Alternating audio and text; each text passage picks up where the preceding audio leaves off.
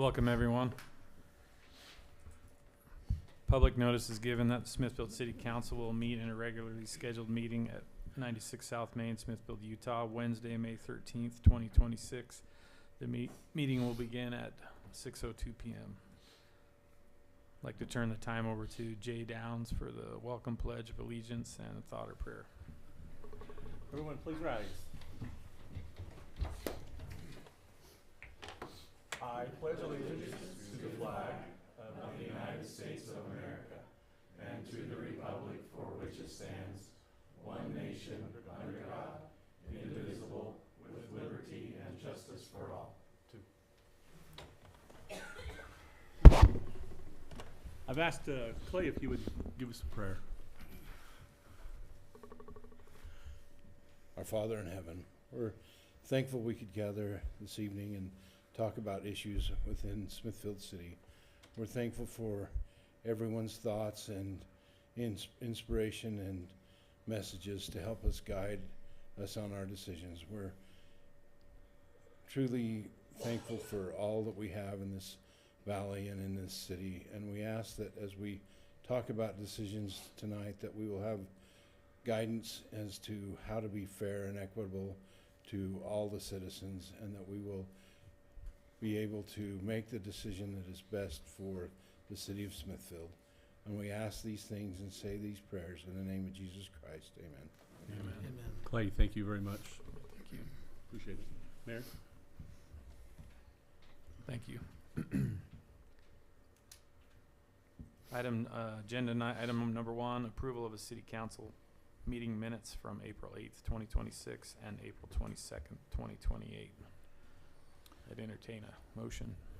Mayor, I'd like to make a motion that we approve the city council meeting minutes from April 8th and April 22nd of 2026. I'll second. How do we vote? Jay? Yes. John? Yes. Chris? Yes. Jen? Yes. John? Todd, I'm sorry. Yes. Wow, it's been a day. You get 2 votes. Two John votes. That passes. Thank you. Item number 2, public comment on items not on the agenda. I'd like to open the time up for the room if anybody has any comments. So if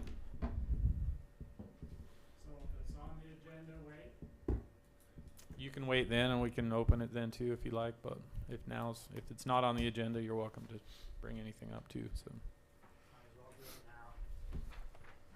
now. Yeah, my name is Jeff Barnes. I'd like to speak on several items here. One is the name of the building next door. I don't know what your thoughts are, but I hope you're thinking about the Smithfield City History Museum. My thoughts. Items 7 and 8, cemetery. So, as you know, lots in the cemetery are short, and they're all over the country. Lots in cemeteries are becoming very short, and I don't know what you're considering as far as fees, residence fees, non-residence fees, but I think resident fees should be up to at least $800 or more, and non-resident fees I think should be around $4,000. Non-residents are a one-time payment. They don't pay taxes, so their taxes don't go towards our general fund, that goes towards maintaining the cemetery. We have 3 big trees in the cemetery. What I mean by big trees, they're recognized by the state of Utah as the biggest trees. We have the biggest Norway spruce in the state, right in the middle of the cemetery. So I care about the cemetery and the trees, and they're 100-year-old trees, and as you know, many of them have been dying. 2 years ago, we got a grant, and we took a dozen trees out of the cemetery, cut them down, and took about 15 or 20 stumps out. I know you're not going to do this, but I'm going to tell you what I would like to see anyway. I've already spoken to Justin about this, and he knows. But You guys are looking at the west side of the middle section where the big trees are. And if you go to the east side, there's a section there where trees were taken down. And you can bring the lots from one street over to the next because there's no trees in there anymore. So that's my recommendation. But I've already talked to Justin, and you've already plotted the ones on the east or the west, so anyway, my thoughts. I have a concern about digging 8 feet away from a big trunk of those 100-year-old trees. I think that holes should be dug at least 10 feet from those big trunks. And the new land to the east, we need to be creating a plan for that land to the east. One that can be scheduled in phases, come up with a design for the whole piece of ground there, and then develop it in phases so that at least it starts to happen. Otherwise, if we just keep waiting and waiting and waiting, and the price keeps getting higher and higher, that's never going to be developed. So the city needs a plan for new trees.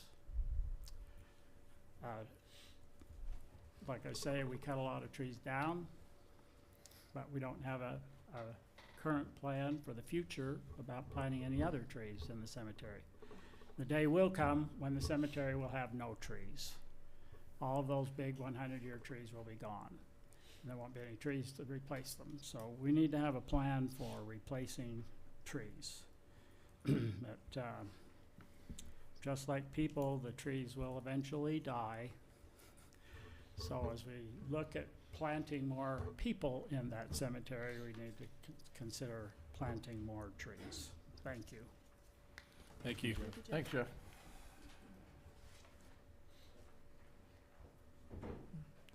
So it's not on the agenda, but I'd like to recognize Emily Hansen from the SCYC. If you guys, do you have any comments? Oh, sorry.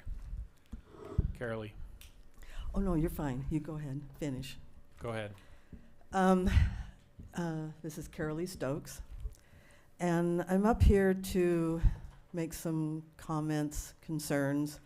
One thing I will tell you, I agree with Jeff, and that doesn't always happen. But anyway, I agree with him on the cemetery. I want to talk about the budget for this year.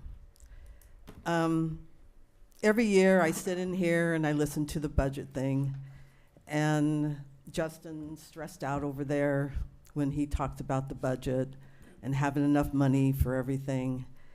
And I see it every year. And I want to say something that puzzled me last year is when the budget was being done, it was very stressful about having enough money for everything. And the biggest issue was having money to cut down, trim the trees in the city, and trying to come up with money for that. And when you sit here and you listen to the budget thing and the stress of Justin and trying to come up with the money for everything, I was puzzled in December when I sat in this room and Chris Monson gave all the head departments a $10,000 raise when they had a raise last summer, and then they were given $10,000.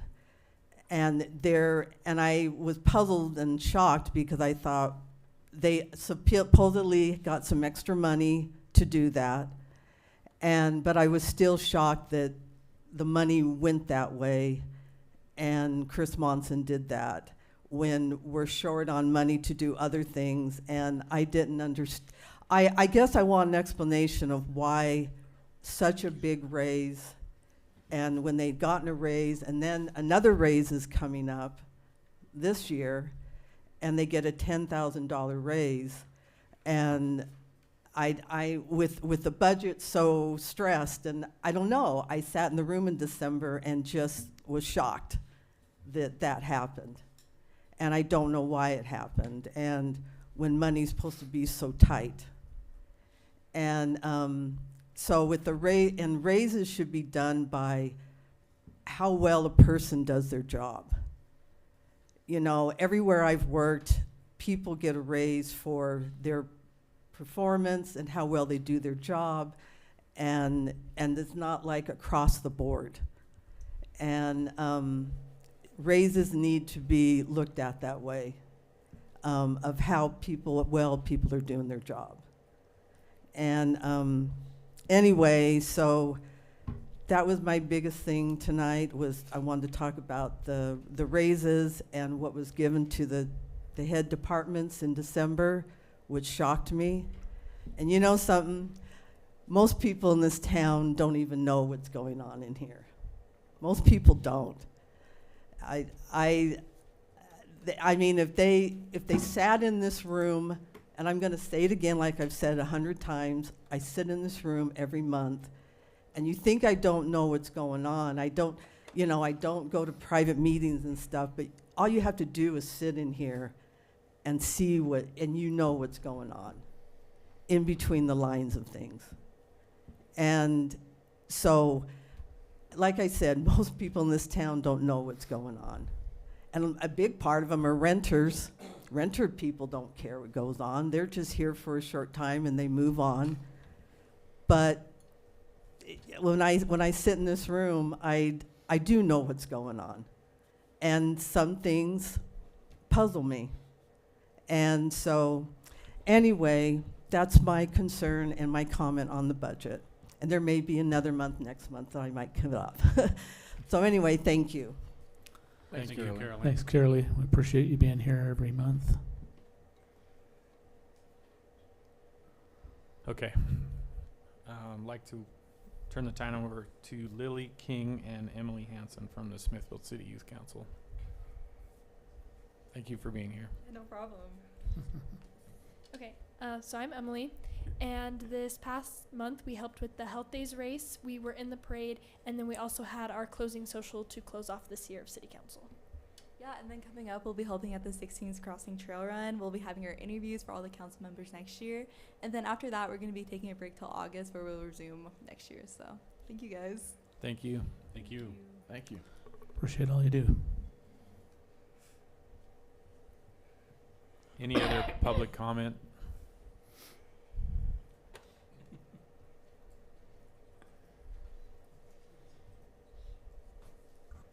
My name's David Forrester. I'm here to talk about the museum that's next door. I got the chance to view it and see what it looked like for the first time with everything in it. And to me, it was a museum. It wasn't a store. And so my vote is hopefully, we would call it like Jeff wanted, the Smithfield City Historical Museum. And so that's my comment of what I viewed, because it is a historical museum. And what I saw was great. So anyway, that was my comment on that. Thank you.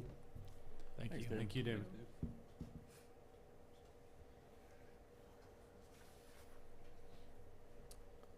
Anyone else before we move on? I'd like to close the public comment at 6:15 p.m.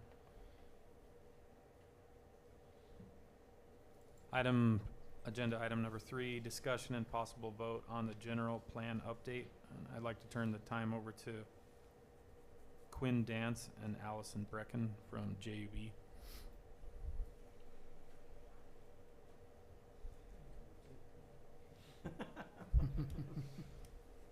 It's just you on the hot seat. Oh, geez, that never goes well. But appreciate your willingness and opportunity to come here again. I'm Quinn Dance with JEB Engineers. I just wanted to actually take a minute before we dive into too much general plan or address any questions there. But just briefly, we do have that transportation master plan in the works. And I kind of wanted to give a brief update since I have that opportunity right now. As we've worked through that, we've been able to meet with city staff recently.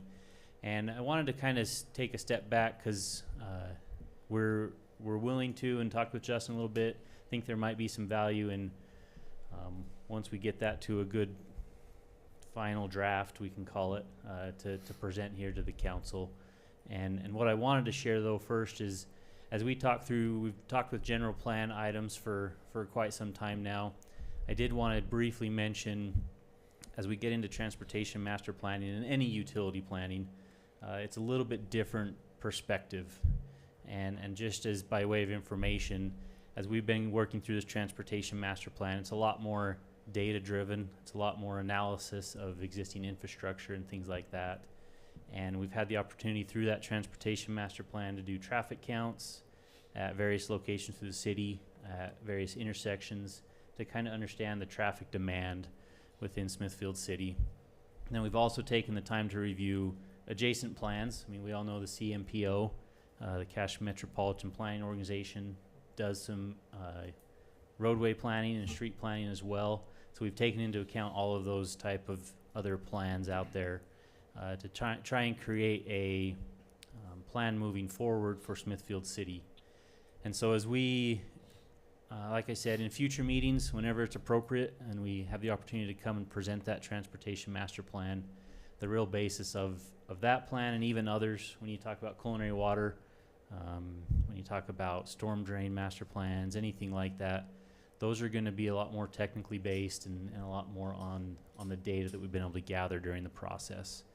And so I guess just by way of information, kind of maybe as a prepper to kind of warm you up for that discussion, when we come present that'll be, we'll kind of go down that avenue. Whereas a general plan, there's a lot more good discussion that is had, and that has some really good, action items and things to focus on for many years to come. But these other master plans will play a little bit different role, and we're excited to kind of share that with you as well. But like I said, we're in the final stages of just discussion with staff, finalizing some roadway designations, understanding the growth and where it is and what those roadway needs may be. And we've had a good opportunity to kind of analyze the existing traffic patterns within the city that will kind of highlight and be able to show why some of these roads may be definitions of collectors or locals or arterials. We'll kind of discuss all those things and define all that for us. And so, but with that being said, in future meetings, I think Justin mentioned that it's a good opportunity to probably present that and field questions and answer questions that may come from the council. So, but that's kind of all I have. I just want to take that minute on the transportation stuff, and then I know we can talk general plan. So, Is there kind of a tentative timeline on the transportation plan? yeah, I'm really anticipating. I actually talked with our team this morning a little bit about it, and we're just finalizing a few comments that we received from staff a few weeks ago. I really anticipate in the next month. Now, whenever we want to hold that meeting, we can do that after that. But I think the document will be to a good point in the next month that we could share that. So, and then I'm not sure when that fits into your public meetings, but we can do that whenever after that time frame. So, Great, thanks. Thank you. thanks. Turn it over to her if you guys have questions for general plan.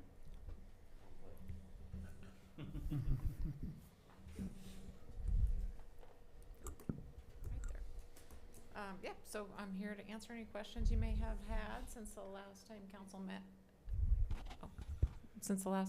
met. And reviewed it. You should have in your packet a summary of the last round of revisions that were requested, and then sort of a detailed reference to how those revisions were implemented. So I can go through those one by one if you like, or just stand for questions that you may have.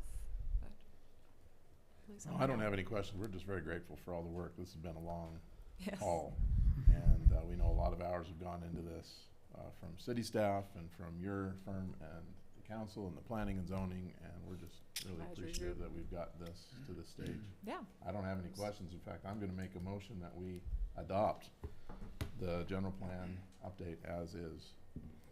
I second. How do we vote? Jay? Yes. John? Yes. Chris? Yes. Jen? Yes. John, too. Yes. Todd? Yes. John Junior. That passes. Just one comment, Mayor. A resident pointed out I actually put an incorrect link online that referenced in the Water Use and Conservation Plan. It said 1965 in a previous version of this. I wanted to be clear that that had been taken care of. Yes. This is the correct plan you're adopting, and that it does in fact say 2065, not 1965. As mentioned by John, we appreciate JUB walking us through this basically the last 2+ years, being there. You know, we're continuing on with the transportation plan. Allison actually comes from northern Idaho, has been involved since the beginning, as has Quinn and Brian Carver. We appreciate them and what they do and get us to this point. I actually talked to Allison today about how, just to make sure the process of how this would change over time, if we want to change maps and wording and things. We walk through that, how, just to make sure how that will go through the Planning Commission and the council, and then how we'll post that. So we have a good plan there from the staff when changes are made over the next period of time. So we'll keep going down that road, turn it back over, to the Planning Commission, let them start reviewing that. But we appreciate Allison Quinn and Team JUB. And I would, right back at you. I mean, your staff has been amazing to work with. We had a great group of folks in the advisory group giving input and feedback on this update. And I mean, for an update, there was a good chunk of work done. So thank you, everyone. Thank you very much. Yeah, thanks for all your help. Much appreciated. You did great. Thank you. You're welcome. Item number 4, public hearing for the purpose of discussing ordinance 2026-07, an ordinance amending the Smithfield City Municipal Code, Title 12, Streets, Sidewalks, and Public Places, Chapter 12.12, Street, Sidewalk, and Park Use Regulations, adding in their entirely sections 12.2.200, dogs in city parks, 12.12.201, definitions, 12.12.202, dog restrictions in city parks, and 12.12.203, enforcement and penalties. Council, we have Brett here tonight, Chief Allen. We have a dog problem. We've always had a dog problem, but we have a worse problem. We have a dog in park problem. We have a dog feces in park problem, especially on the sports fields this year, unlike probably any other year. Brett's got some comments he's going to make as well. So we looked at our code. So we have rules. We have park rules, but we don't have anything in our code that we can really enforce if challenged on that. So we looked at neighboring cities to see what they did, and we took a little bit from this city and a little bit from that, and we tried to adapt it to what is best for us. This has been reviewed by Public Works, by Brett with Rec, by Chief Allen and PD. Coming back tonight, if you're a good dog owner and you keep your dog on a leash, you won't have a problem. If you are a bad dog owner and refuse to take care of your dog, then you will have a problem. And we want to be respectful of people with dogs. I have dogs, but I also know my expectations with my dog, and we just have, every day, there are more dogs in this city right now than in the history of this city. The population grows, dogs grow. In fact, many people consider their dogs their children. I get it, I have dogs. But we're asking to look at this, to put some rules, official rules in the code that the PD and others, if this is adopted tonight, Council, we are going to be putting up some specific signage in the parks regarding this, but we wanted to see how it came back from the council first before we would do that. But long term, if it is adopted, we will be putting some additional signage, working with the PD. This not to be hard-handed, but it's also at the same time, dog feces on a sports field is a problem. Especially when we have dog pots that we clean, that Public Works maintains all the time. So it's not like there's not that option at our parks. We're adding more of those all the time. And we want to be a good partner, but we want people with dogs to be a good partner as well. This is written for probably that 1 or 2% that is not a good partner. It's not written for the 98% that are a good partner. But I'm going to let Brett chime in, as he knows. He's on the fields and in the parks as well, as if Chief Allen has any comments.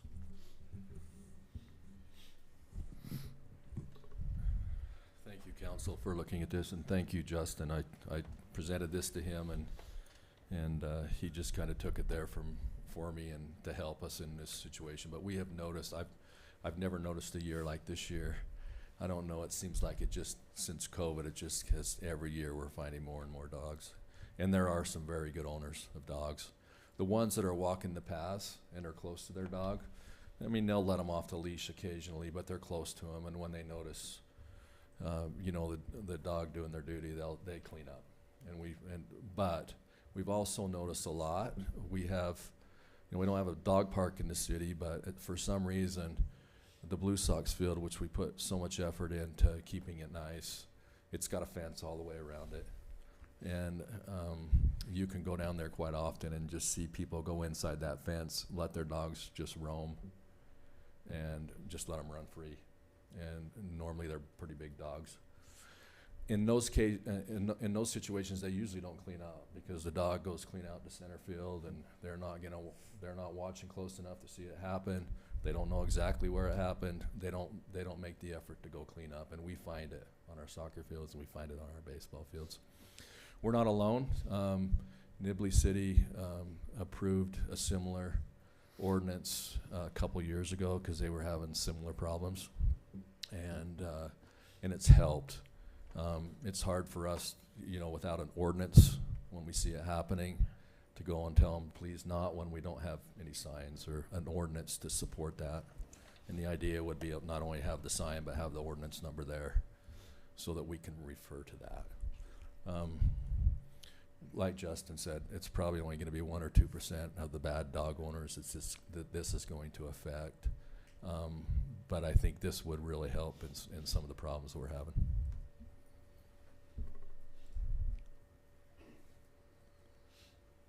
Any questions, Brett? I have a question, whether it's for Brett or exactly who it's for. I'm a little concerned about the exact definition, because I'm viewing somebody that goes down to a Blue Sox game and brings their dog with them on a leash. What, you know, are we drawing the boundaries of the actual field, like the baselines? What is it, so that whether somebody can bring one or whether they can't? Yeah, for me, and Travis and Justin can correct me up, I think it's between the lines, between the sports lines.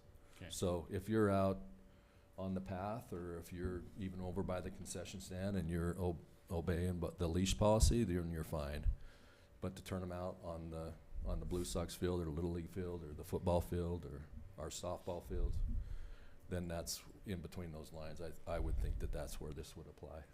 Will there be clear designation with signs saying dogs not permitted past this point, or just you know, for I don't know. I guess clarification? it depends. We don't want to get into putting up too many signs, you know, to where it looks like. Right, I but can just see this being a problem with residents yeah, questioning. and maybe and we arguing. need to specify, you know, between the sports line. I don't know how. I mean, Travis would ultimately be responsible, and you know, they don't have time to sit down there all day long to do this. So I don't know what would be the best way to word that. I don't know. I would look to them on that. Appreciate you bringing it to our attention. I know that there are some things where, you know, if we didn't have some kind of signs, that people would think, oh, well, is this the field or is this not? You know, for example, you know, behind the pickleball courts, is that a field? I mean, it gets used for soccer kind of back behind there a little bit, you know what I mean? Questions Yeah. like that, but. Yeah, that's a good point. Really good point. I just think clear designation would be good. And then as far as enforcement, I mean, the cops aren't always going to be there when someone's going a forestry acre just hanging out. So how are we working the enforcement? Because a cop can't be there and watch the dog.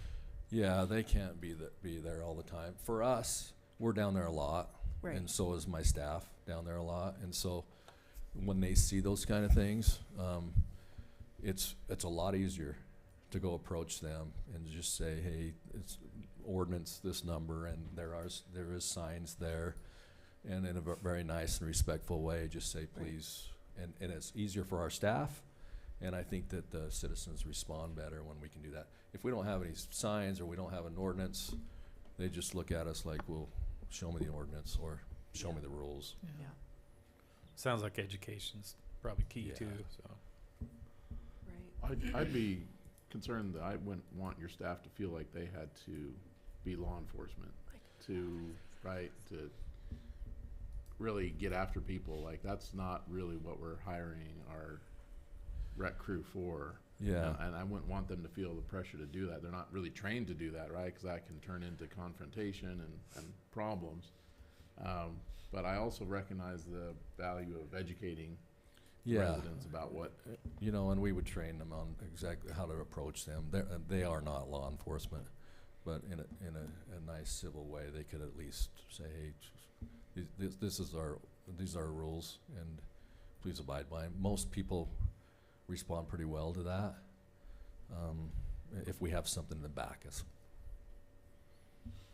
Yeah, I think I'd like to see some clear definitions about what's what's the park and what's the field, and where the dogs are allowed on leash and where the dogs aren't allowed, and because I think there's some areas, as Chris is pointing out, that are used both as park area, but also sometimes during seasons as fields. Yeah. And I think we don't want the residents to be confused about where their dogs are allowed or not allowed, and we want to be pretty clear about what's designated as a field. Okay. I just have one problem with a little bit of verbiage here. You know, it says that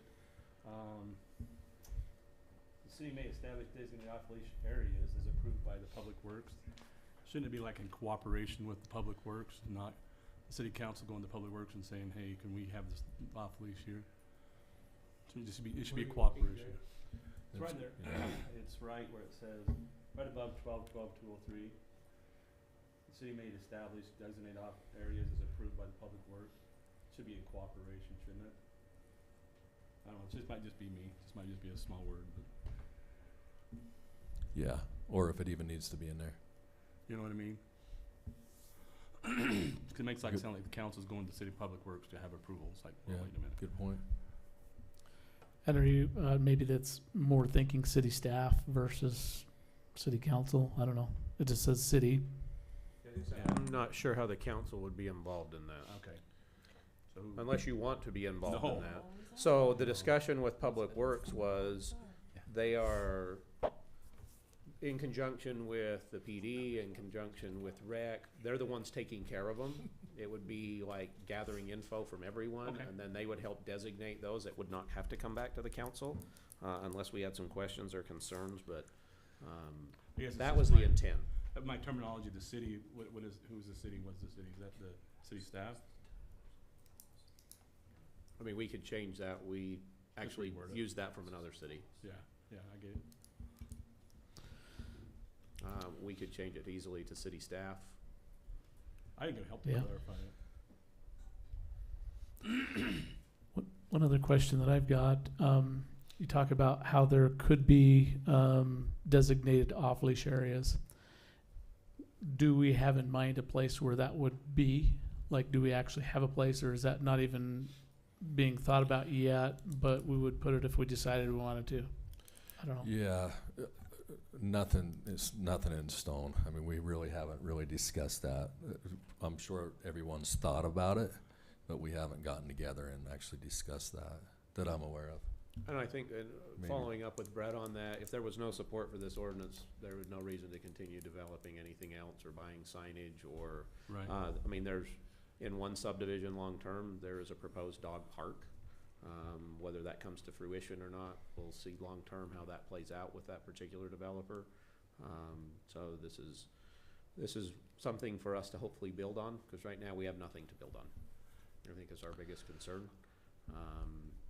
And I don't think anyone else is perfect, because when we've looked at other cities, we've robbed pieces and parts from them trying to actually build on this. So was it subject to change? I think 100%. As Brett runs across things, as Public Works run across things, as the PD runs across things, I think it will certainly change over time, because this is brand new. We are comparing it to nothing. We're not tweaking. We're starting from scratch, basically. Well, it's a huge problem in Logan City right now, and they're actually requiring a dog park with like mixed use, high density, because it's such a problem. So I think it's unfortunately the future. But Well- you get a bunch of people with dogs and they. Is it mostly when we- go ahead. Just when you're done, I would like Chief Allen to be able to offer his comments when you guys are done. Are the dogs doing a lot of damage digging, or is it mostly the feces? Or both? No, it's mostly feces, and then Mhm. and then the worry that they're not keeping them on a leash, Right. and there's a lot of kids down there, and a lot of times they are not under control, like supposed to be in our leash law, but. Cool. But I don't know if they've caused any. I haven't seen. I'm sure it's happened a little bit, but nothing where we've noticed damage from them digging or anything like that. It's so good question though. I think it's definitely a problem that needs to be addressed. I'd like to hear from Chief Allen about like law enforcement procedures. How do we imagine going about enforcing this ordinance? You can get Ace Ventura. So just to clarify, as far as signage and stuff in the parks, what we'd like to see is every city park's gonna have to have signage that says, dogs must be on a leash.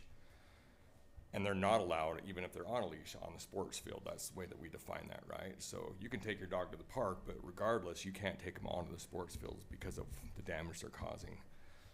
So you just have to have the signage at basically all of your park entrances. Dogs have to remain on leashes, and then that's how, what we're doing is we're codifying tonight a way for us to enforce it so that it's not a continued problem, right?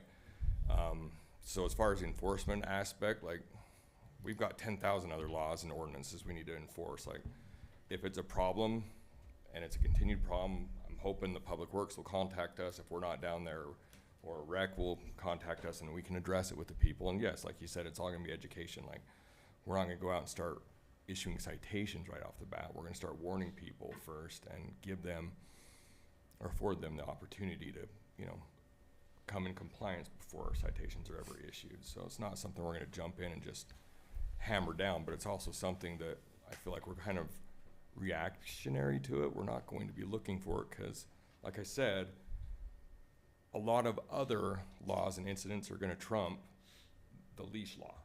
So that's really my 2 cents. So I don't know if that made sense, but I wanted to clarify the definition of dogs in parks, on leash, off leash, what we're gonna enforce.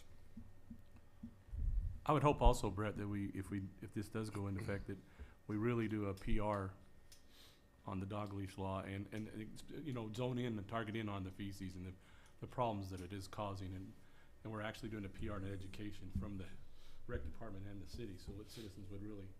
Well, I would hope we would be able to put something out specific to this where this is brand new. Right.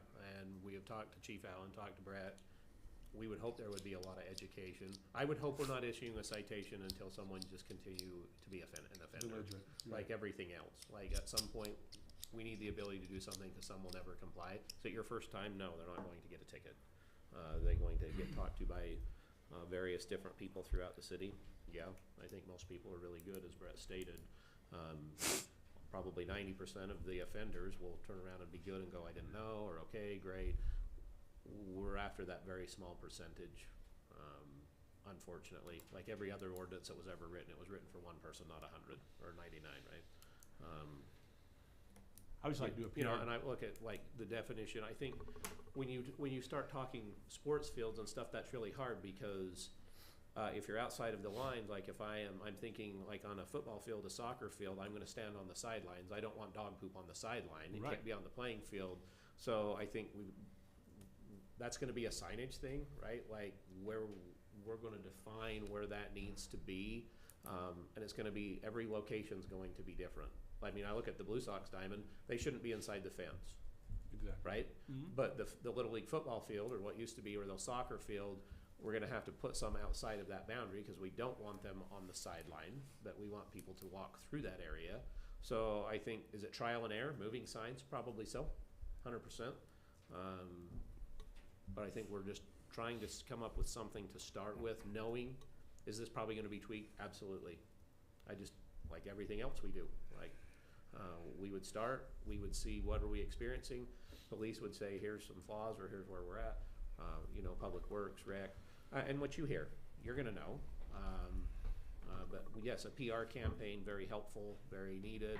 Probably all by itself, not included with other items. Right. You don't want it in the three You do it things all by then. itself. And we put it out a few times, maybe it can be included with long-term, but I think initially you do a little PR campaign with this by itself and what we're trying to accomplish. Because at the end of the day, it's the feces is one of the things that we're after. You know, that's just, for whatever reason, this year is just infinitely worse and getting worse. Well, I think, you know, more than just signs up, I just think that putting things out PR-wise, you know, whether, like you said, by itself, from the rec center, from the city, it's just so it's just not a sign, you know, get people thinking about it before they even walk their dog. I'm also trying to be mindful in defense of responsible dog owners who enjoy the city parks as a place to let their dog off leash to run and get exercise. I really trying to be mindful of those kind of folks too, because I think about that field south of the pickleball courts. That's a great place to throw tennis balls and frisbees and let your dogs go chase them. And I've seen lots of people doing that, and this shuts that down entirely. And that's really curbing the residents' ability to use the parks in that way. Now I know it's not because of those people necessarily. There's just those few bad actors. I just worry about clamping down too hard that we shut down the recreational opportunities for dog owners with their pets. I don't know. I don't have the answer to that. I'm just voicing a perspective here. It'd probably go a long ways too. The owners that are doing a good job, if you're down there, see them, congratulate them, tell them, hey, thanks. That goes a long way. Do we need to open this up for public? Yep. Well, we will, but yeah. Oh, at okay. some point we will. I wasn't sure whether we had transitioned on that yet. Sorry. So my thoughts are, what would it take to make a designated dog park? That was kind of my thought a little bit too. If we're trying to do PR work, I'm supportive of this, but might go a long way if we already had at least one established location where the dogs can roam. Whether it needs to be fenced or wherever it is at, I don't know. But if at least we can say, I mean, we've kind of got the rules, but if we don't really have one, then that's kind of like saying, you know, you don't have a place. Nice try, you know. And then people won't think they're getting caught, but that there's, you know, a place that they can actually take their dog. Just a thought. So this is easily modified. You know, if it was adopted tonight, we could make some amendments to this fairly easily. But yeah, signage is so expensive. We didn't want to order any signage, like literally zero, till we got saw where the council was on it. We didn't want to spend time on off leash areas if there was no support there. So is it a work in progress? I think so. Well, I know so. But also, were we going to be super heavy-handed tomorrow on it? I would hope not. Like, I would think that we would want to start a PR campaign, along with some other things we're working on. But I think it's a work in progress. I don't know any other way to say it. And if there's no support there, we will just move on and do what we do. But I think we would really like to get some signage, but I don't want to spend 4 figures on signage to hit every city park if we're just not going to do anything. Because custom signage is expensive. I mean, it would come with the ordinance number, it would come with the logo, have some specific wording, and that's just something, so we're just seeing what your thoughts are on that. Unfortunately, good people pay the price for bad people. They just do. You know, and I think all dog owners are different too. I am a dog owner. Am I going to take my dog and allow him to be around other dogs? Absolutely, positively, I will not. He's a German Shepherd. He's a great dog. German Shepherds don't play nice, right? And my fear is biting someone else or chewing on someone else's dog, right? But other people, they have no problem taking their dog. The dog park in Logan down by the golf course, there's dogs all over down there. That's kind of crazy. I don't know who's responsible for that. Like, I don't know if the owners take care of that. Like, but it's a nice little park, right? Like, it's all fenced off, you'd see benches out there. It's just something on our list of things would we love to have? Yes. Do we have one? No. Long-term, should we have one? Probably so. But how do we do it? Where do we do it? Really, we've never thought about it, honestly. Mayor, may I suggest we open the public hearing here from the citizens, and then we can discuss it more afterwards? Yes. Public notice be given that the public input is now open if anybody has any comments. Please. And you really have to get close to the mic. So. Okay. I'm Glenn Thornley. I've lived here quite a while. I look around and I don't see anyone over 65, and I've been married 66 years, so I'm up there. Congrats. I love this community. When I noticed this item 4 on the agenda, I thought, well, it said streets and sidewalks and all of that. I didn't realize it was just about dogs. So I don't want to talk just about dogs, but I will address that issue as I go along here, and I won't take much time. I was the president of the Historical Society for 10 years. And the big thing that we kind of tried to promote with Smithfield was Smithfield, a city on a hill. You all know the title of the book. I thought that what that was that Smithfield was settled because the creek was on the hill and they could irrigate 3 directions out of the creek. And then we progressed to what, 4 years ago, let's say, and we listened to a conference on Sunday, and we heard that we might get a temple. And I realize there are a lot of people that are not LDS in Smithfield, but here we're going to get a temple, and then I started looking, and it'd be really nice up on the bench here, or maybe out by the city gravel pit up there. They could find a nice place or something like that. And then the darn church puts it down west of town. Yeah. You know what? You can go anywhere in Cache Valley and look over to Smithfield, and you can see that temple. I'm amazed. So how does that relate to a dog park? Well, I seen in that Section 4 ordinance, streets and all of those things, and it is my opinion that what this community needs is some patriotism. We have spent far too much money in recent years in dark skies and a splash pad in the middle of Central Park and those kinds of things. I would like to see you as a council, and even our law enforcement people in our city council or city manager, try to educate our community for some Smithfield patriotism. Let's there's dog problems right in front of my house, and I don't have a very wide lot, but I live on 100 North. Lots of foot traffic and lots of dog signs there.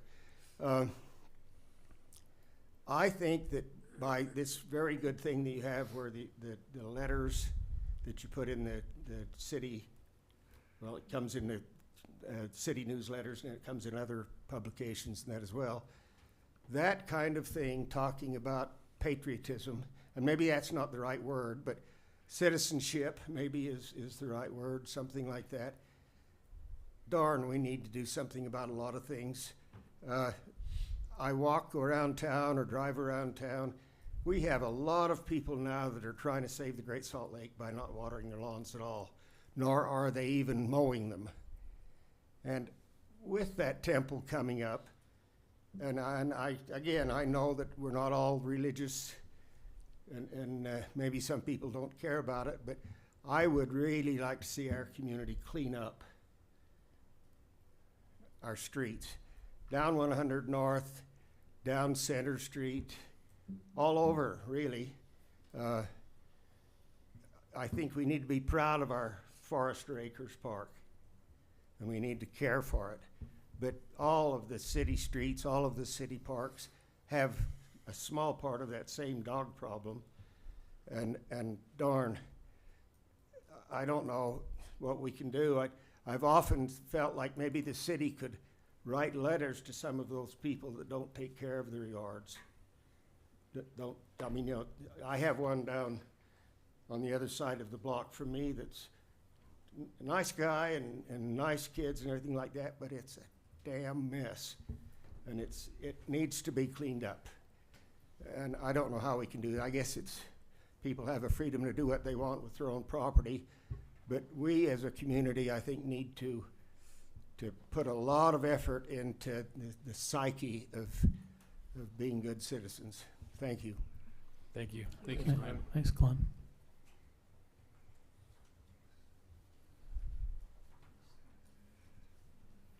Any other comments?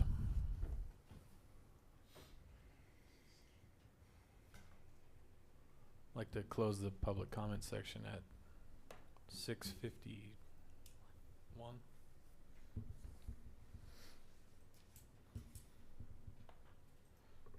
Any other comments or? I've got at least one comment, and I'm trying to wrap my head around the last statement that's highlighted there. Repeated violations may result in the suspension of park privileges. I'm trying to understand what defines park privileges and how do you legally suspend somebody from being able to be in a public park. I would prefer to maybe see, instead of just a $50 fine on each one, I would like to see multiple fines, doubles each time.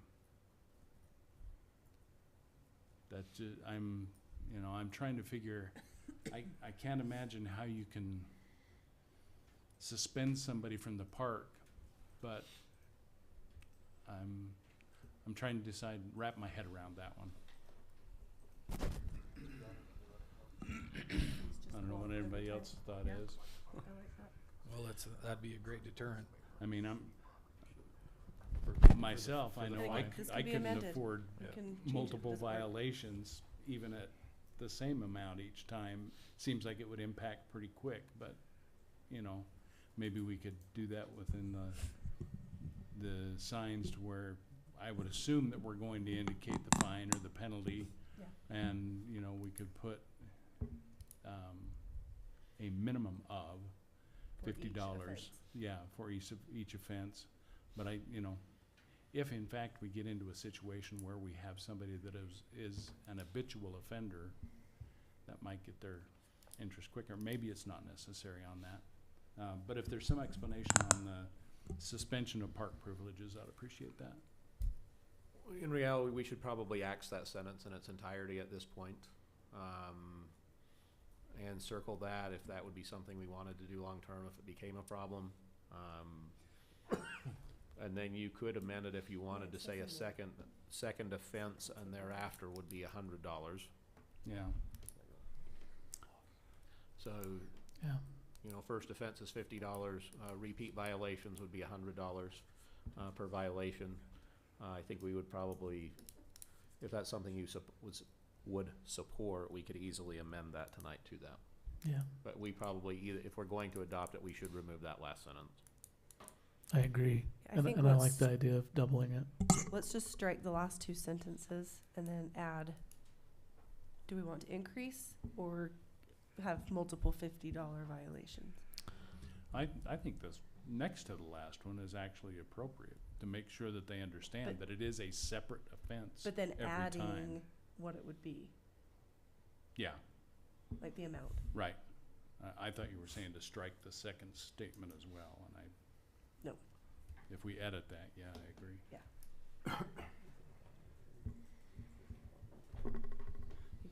Justin? Each day or separate social also second offense of. Our Go thought ahead. is Go ahead. I'm sorry. That's my that question. you would go, the first offense, we would consider the first offense the second offense would be within a 1 year period. So, if I got one in May of this year and don't get one till June of next year, I shouldn't pay $100, probably should start over. With that, as we're thinking of how to define that. Yeah, I would agree with that. Yeah, that makes sense.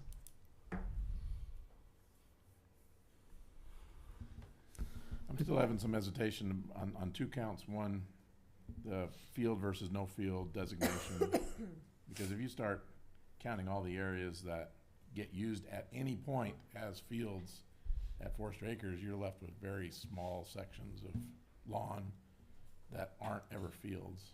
And so if that's the only part that you can take your dog on a leash on, that's a little bit of a concern for me. And the other part is the off-leash option for responsible dog owners. It seems to me that should be an option. I wish there was some kind of way we could use language to show some respect to people who are responsible dog owners and can run their dogs off leash responsibly. Because I think that's going to shut down some really good recreation opportunities for dog owners. So those are my two hesitations right now with the ordinance as written. Otherwise, but I think we absolutely need something. Yes. We absolutely need something. Yeah. I'm just not sure if it's ready yet today for my vote, but we're getting really close. What are the chances that would there be a place? Do I don't know. You know the parks better than I do. Would there be a place that could be designated, even if it's a small area for now? You know what I mean? Or that could be worked on, knowing that, you know, hey, yeah, we're willing to pass this, but you know, we will at least have a designated area where dogs can be off leash, and you know what I mean, that type of thing. Is there a place today that we could do something like that? Couldn't you put in there, like, you know, it says in here where the city, you know, we talked about this a little bit earlier, but this is, the city may establish designated off-leash areas as approved. Can you just put in there within fields? Well, I think our hope would be that we would look at Forester Acres and see if there is a place down there that we could designate, and then I guess the other thought is are you going to want that fenced? You going to want it open? Do you want people? I mean, do you want a Logan type feel where you have a fenced off area that they turn them in and let them loose, or do you want them to roam free? That's a question you guys will have to answer, because you're not really throwing a ball if in a 100 by 800 enclosure or whatever. What about Heritage Park across the river? I know that's a heavily used dog park area. Heritage Park would be a great area, honestly. It's out of sight, it's out of mind. Is it mostly fenced? Yes, 3 sides. And the river would be the barrier to the north. The dogs would love the river. And they're in the river all the time. It's just There's actually one building down there that we could convert into. Well, never mind. We'll leave that alone. That's a story for another day. Yeah, Heritage Park.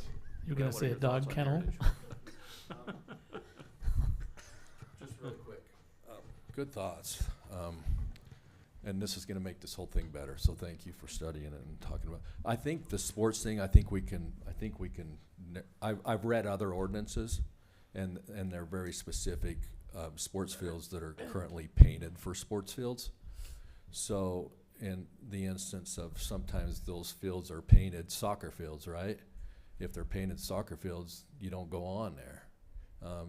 If it's middle of July and we're not using those fields for soccer because we do spring and fall, then maybe that's different. But I think we can put some wording in to stipulate how that would work, how they're painted. Yeah. And this, I don't know the wordage right now, but we can do some research and figure that out.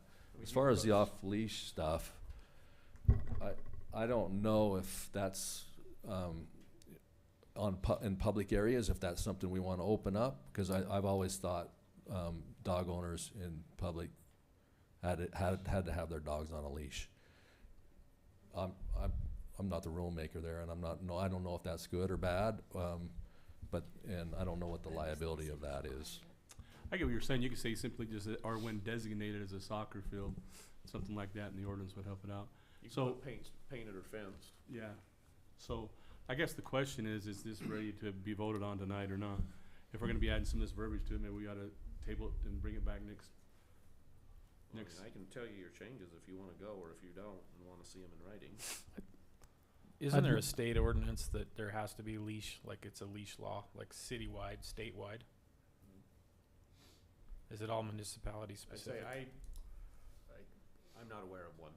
I that's just mandated. always, like Jen just mentioned, I've always thought it was like, when you're in public, your dog's on a leash, but I could be wrong. And I think that's a safe thing. That's why I was thinking, you know, if there's an off-leash designated area, that would probably be fenced. And maybe that's more than we want to try to do right now, you know what I mean? But, you know, I don't know. There's also the consideration that not everybody is a dog lover, and they have a right to be there as well. And if they've got somebody, I know people who are deathly afraid of dogs, Right. and that would deter them from going and playing.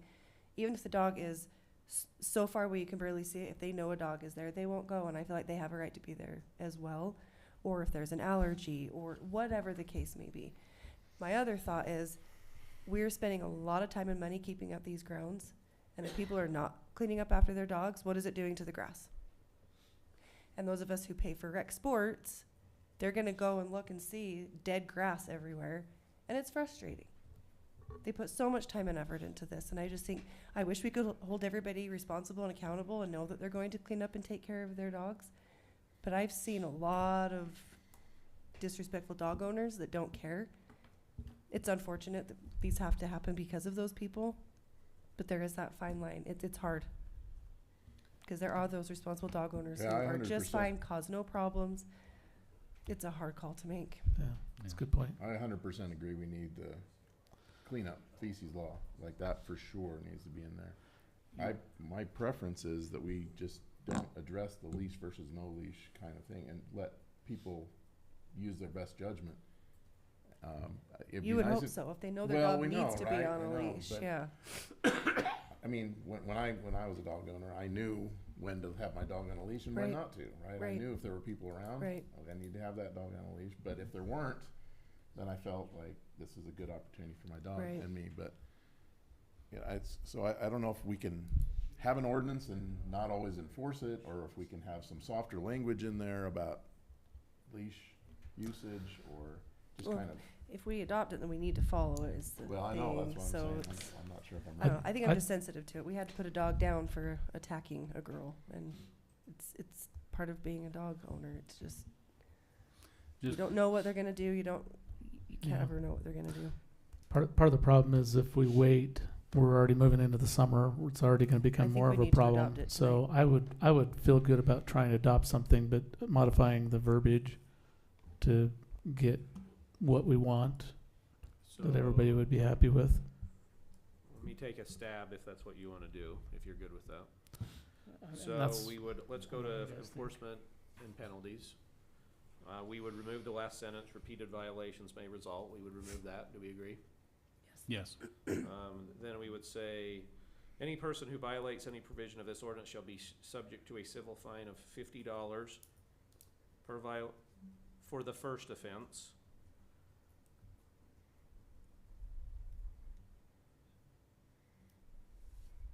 And $100 for any additional offense for a Within period a of up to 1 year. year. Yeah.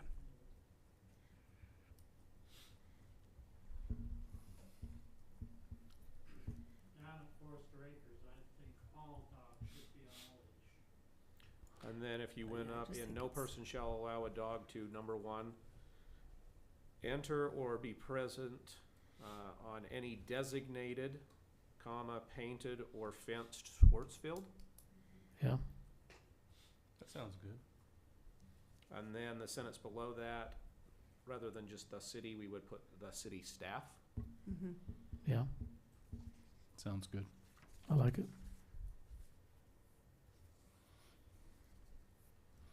Any John, other- to address your concerns, I think that we should, my recommendation would be to approve, and then let's feel it out and see how, worst case scenario, Tweak if we need to. we're modifying, and then pursue the open leash area, no leash area. I think that, you know, if Heritage Park may be the perfect place, and if that means one fence and that's the spot, that's a lot cheaper than other options, I guess. Right. But Just checking with my friend AI here. I did too. There is no, Says- there is no leash law in Utah, did I No. say that? There Yeah, is it not. says Utah has no single statewide leash law, but local municipalities and counties, and it references Salt Lake, Davis, Weber, Utah, generally require dogs to be on a physical leash in public areas, most cities consider it an animal at large violation with the dog off leash of designated areas or private property. So we can again do some designation that can still help deal with that, I would think. Might note too, to see there it is a state law that basically says that you're responsible for the actions of your dog. Yeah. Mhm. Liable and whatever. Mhm. So, Just as a point, if we know, Chief Allen, have we had in the last rememberable past an attack on city property of an animal? John Betty. Or last time? Yeah, I know we've had, some in that park. Okay.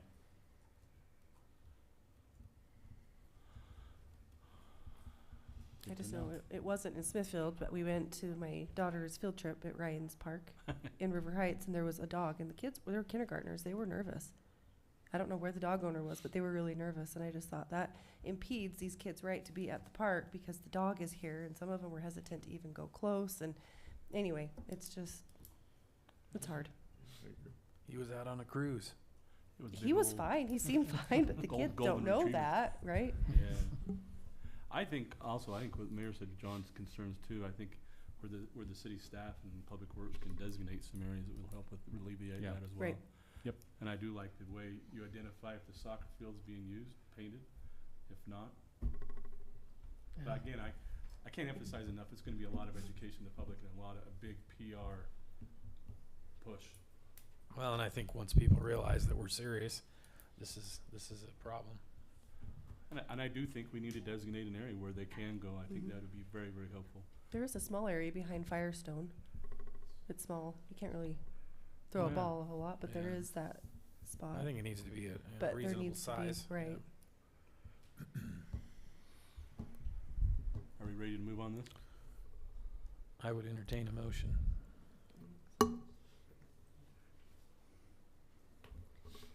I'd move that we adopt ordinance 2026-07 with the amendments that have been thus designated at this point. I'll second it. How do we vote? Jay? Yes. Todd? Yes. John? That was a All night. curveball. I'm keeping it real tonight, all right? I will say Play yes. along. I will say yes. Chris? Yes. Jen? Yes. Todd? Yes again. Thank you. Just Again, clarify. 2 votes, you guys. Who's this Gotta Todd keep it, guy? I gotta keep Tonight. them even. Who's this Let's Todd just keep guy? adding them up, Todd. We get all the votes. That's right. You guys are gonna cancel each other out, you know. Yeah. That's why there needs to be 2. 2 wrongs don't make a That right. was way Two long. wrongs don't make a right. All right, moving on to item 6. Update on Valley-wide Recreation Center discussion. Brett, you're the hot seat again. Thank you.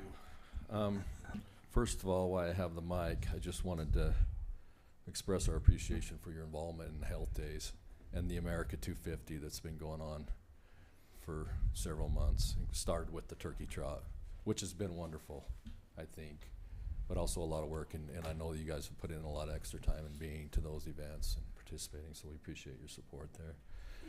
The other, I apologize if you're just hearing about the Valley-wide Rec Center discussion.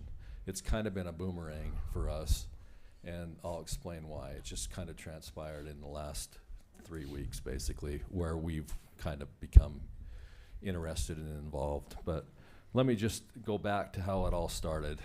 About 2 years ago, when Logan decided they were going to kind of walk away from their recreation center and turn that to Logan High School, there was community people in Logan that were really quite upset about it.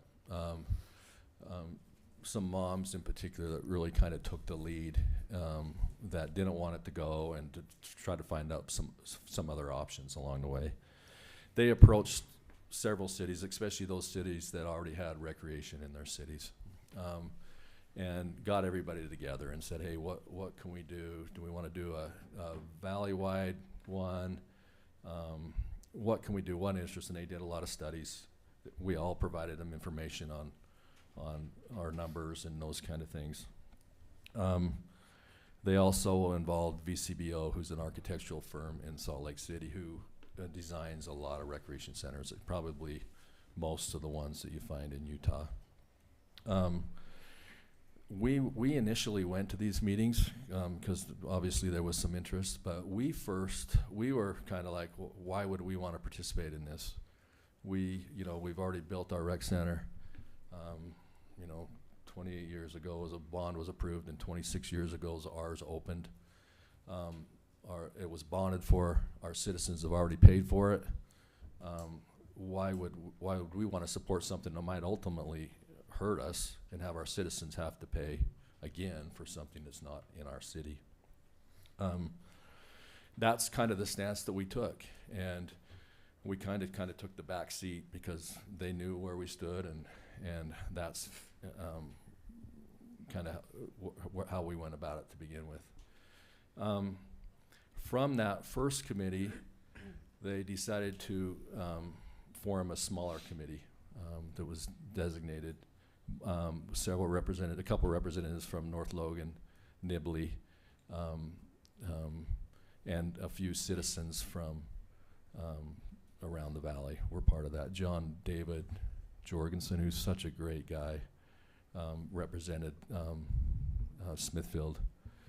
But we really weren't very involved with it other than that.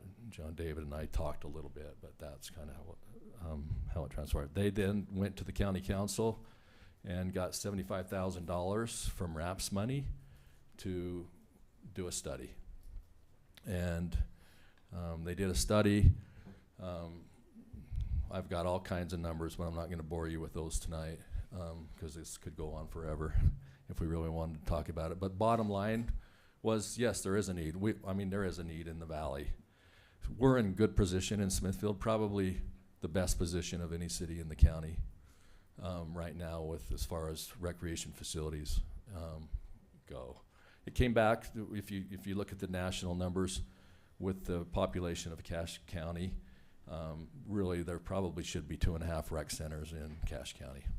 And from this, then this committee started to put together some plans. There was 3 options. I guess you could throw up that first one, Justin, if you wanted to put the first plan, which was basically one big center in Cache County, which would probably be in Logan or North Logan. And let me first say, North Logan and Nibley have been very supportive of this because their community wants one in their own city, and I don't blame them a bit for jumping on this to try to get a center in their facility and maybe have the whole county help pay for it, but have it in their city, and rightfully so because everybody in the county participates to some point with their facilities. Then there was the second option, so that would probably have been in North Logan or the border of Logan and North Logan. The second option was to do 2 facilities, and Justin, will you flip over to that one? It should just say option 2. And that was, and the blue is existing facilities, so we are one of those. North Logan's facility is for the RSL building. I'm not really sure what that one in maybe that was the small one before Logan totally walked away from their rec center. So the 2 facilities was basically one on the north end and one on the south end. And then there was the third option also that was put together. And this was some time ago. And basically their thought was, well, we do one to cover everybody in the county. We do one in Logan, one in south of Logan, and one north of Logan. They were just kind of throwing out areas. That one actually looks like it's in Hyde Park. This steering committee then came back with to recommending option number 2. And those options were, and the areas where they were pushing was one to be in North Logan, one to be in Nibley. Now, in these 2 years that we're talking about, there's also been some things that have transpired with our recreation center, and that, yes, it's still our recreation center, and it could be for 20, 30 years or longer. But were also approached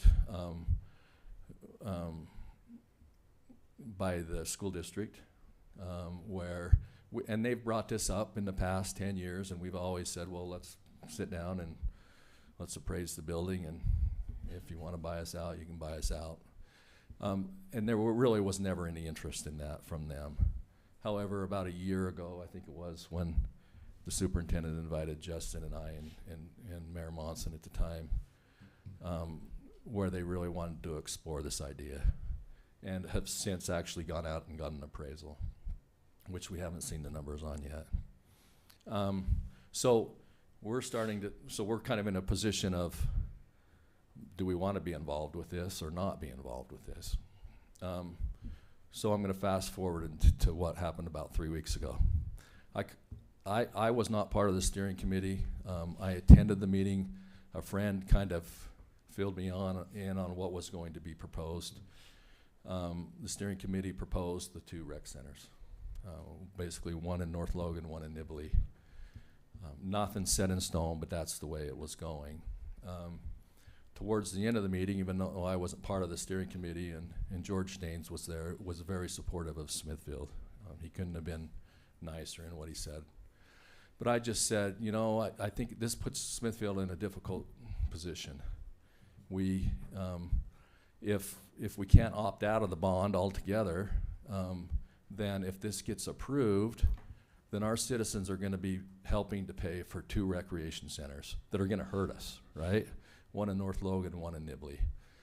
And I just said, I think that, I said Smithfield's the biggest city, or the second biggest city in Cache County, and we need to get something out of it to have any kind of support. Because if this was to go through, we lose our rec center because the school district wants us out, and we're bursting at the seams, and they're bursting at the seams even worse than us. That's why they'd like us out. Then we're in a difficult situation. Our citizens are already paying for 2 rec centers. If a bond does go out and does get approved, and then we would have to then approach again to see if we would like to bond again for our center, which would really be a hard sell. So I'm just here today to this happened 3 weeks ago. We had another meeting a week and a half ago as soon as I heard about this. And well, let me backtrack. I'm getting ahead of myself. George Staines said, yes, if this goes out for vote, I want everybody in the county to be represented. Let's let the county decide. And the idea was that there was a rec center within 15 minutes, because if it's on the south side, people from Smithfield aren't probably going to drive to Nibley to go to the center, and vice versa. If it's in Smithfield, they're not going to drive. So he wanted to encompass the whole community. And after that meeting, I immediately called Justin. Justin immediately got me on the agenda for this meeting. And so I guess what I'm looking for tonight, I know there's no decision to be made. My thought is, and I don't know if it would be approved, I'm not sure this is the best time for this to go to voters. There is a big push to try to get it, the bond election for this fall. I don't know if that can be done. This steering committee meets again on Friday, and I'm planning to go to that meeting. I just wanted to see how you stand. I personally feel like we need to be involved, and Smithfield needs to get something out of it for any kind of support that we would have. Because I think it would really hurt us if we're not part of this, for what I talked about a little bit earlier. So, any questions or thoughts, Justin? You know, and the other thing is, if this does proceed, this is not cheap, guys. This is going to be like add hundreds of dollars to property tax, not like $20. Like, I don't remember if they've thrown anything recent, but I know it's over $100 was the initial estimate I saw. That was before possibly a third building. Mine and Brett's concern is well, we have some, but Nibley and North Logan are leading the charge. Now, do we like Nibley and North Logan? Yes, I don't.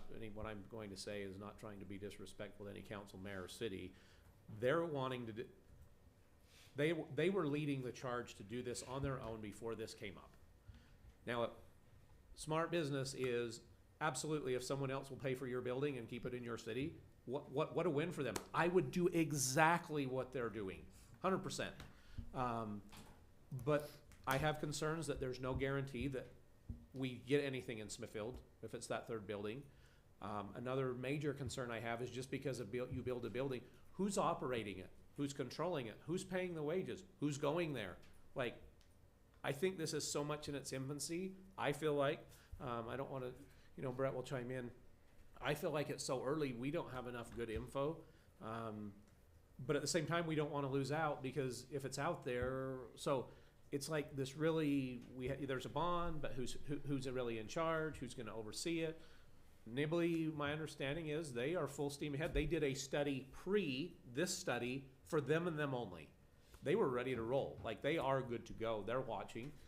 North Logan, they want to do some things too. I think we all want to, but Brett and I think we have some major concerns about where it could go. We don't want to be left hanging, but at the same time, there's like literally tens of millions of dollars at stake if this goes to the ballot. And I think there's also some really smart people involved in this too, knowing without Smithfield support, it's going to be very hard to get this thing adopted. And I think because when you just look at sheer numbers, look at the amount of people voting from Smithfield. It's, 7,500 plus people.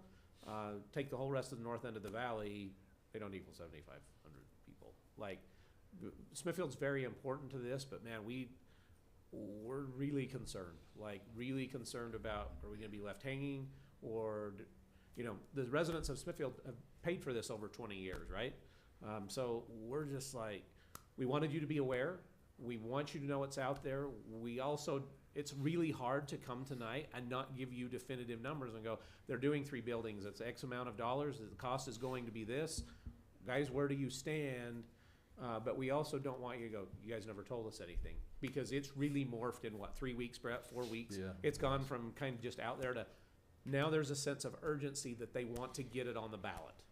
That's great, but you got to put out good info for you guys to make a decision, because the residents are going to ask you what's going on. They're going to ask you what you're getting. If they vote for that, what are they getting? Brett, I don't think we can answer what we would or wouldn't get right now. We just don't know. Yeah, very good point. We don't know, and I think some more information. They asked VCBO to go back, come back with really how this bond would be set up, prices. To answer Justin's question earlier, it probably would increase property taxes anywhere from $100 to $150 for a family. Is this bond a no Logan City kind of thing, or is this? No, right now Logan City's participating. And in the last meeting, there's a little bit of debate if the center one went in North Logan, which was a really push to have it there, or Logan, and it was kind of concluded, let's try to put it kind of almost right on the border, but it makes sense to put it in North Logan.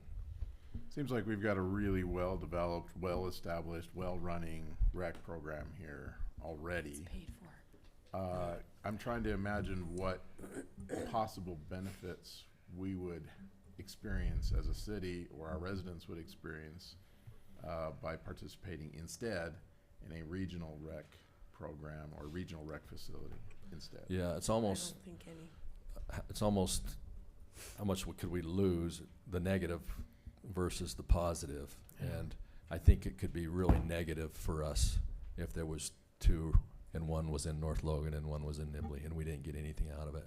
I also think, I try to think positive. I also think maybe this would be perfect. Maybe if it did get approved, which I'm not sure it will, and if it doesn't get approved, then it can go back to those cities, and those cities would then need to step up and do exactly what we did. And so, but yeah, really good thought. I'm just also thinking, right, if we're knowing that we're kind of bursting at the seams, the high school's bursting at the seams, we're in need of a facility in the next 10, 15 years anyway. So would this be an opportunity for us to think of, we can get in on a new facility, but like in Justin's point, who's going to run this, who owns this? And that was a big discussion in the last one too. The people already participating in really great rec programs here, like we would not want to see a reduced quality of service. Yeah. So many unanswered questions. It's just, you know, we don't know in 5 years what there may be. We do have to separate, and now we're looking to build our own building somewhere. And maybe this would have worked out where we could have got a building. It's spread throughout the whole county to pay for it. And when the school district buys us out, maybe we have a little extra money.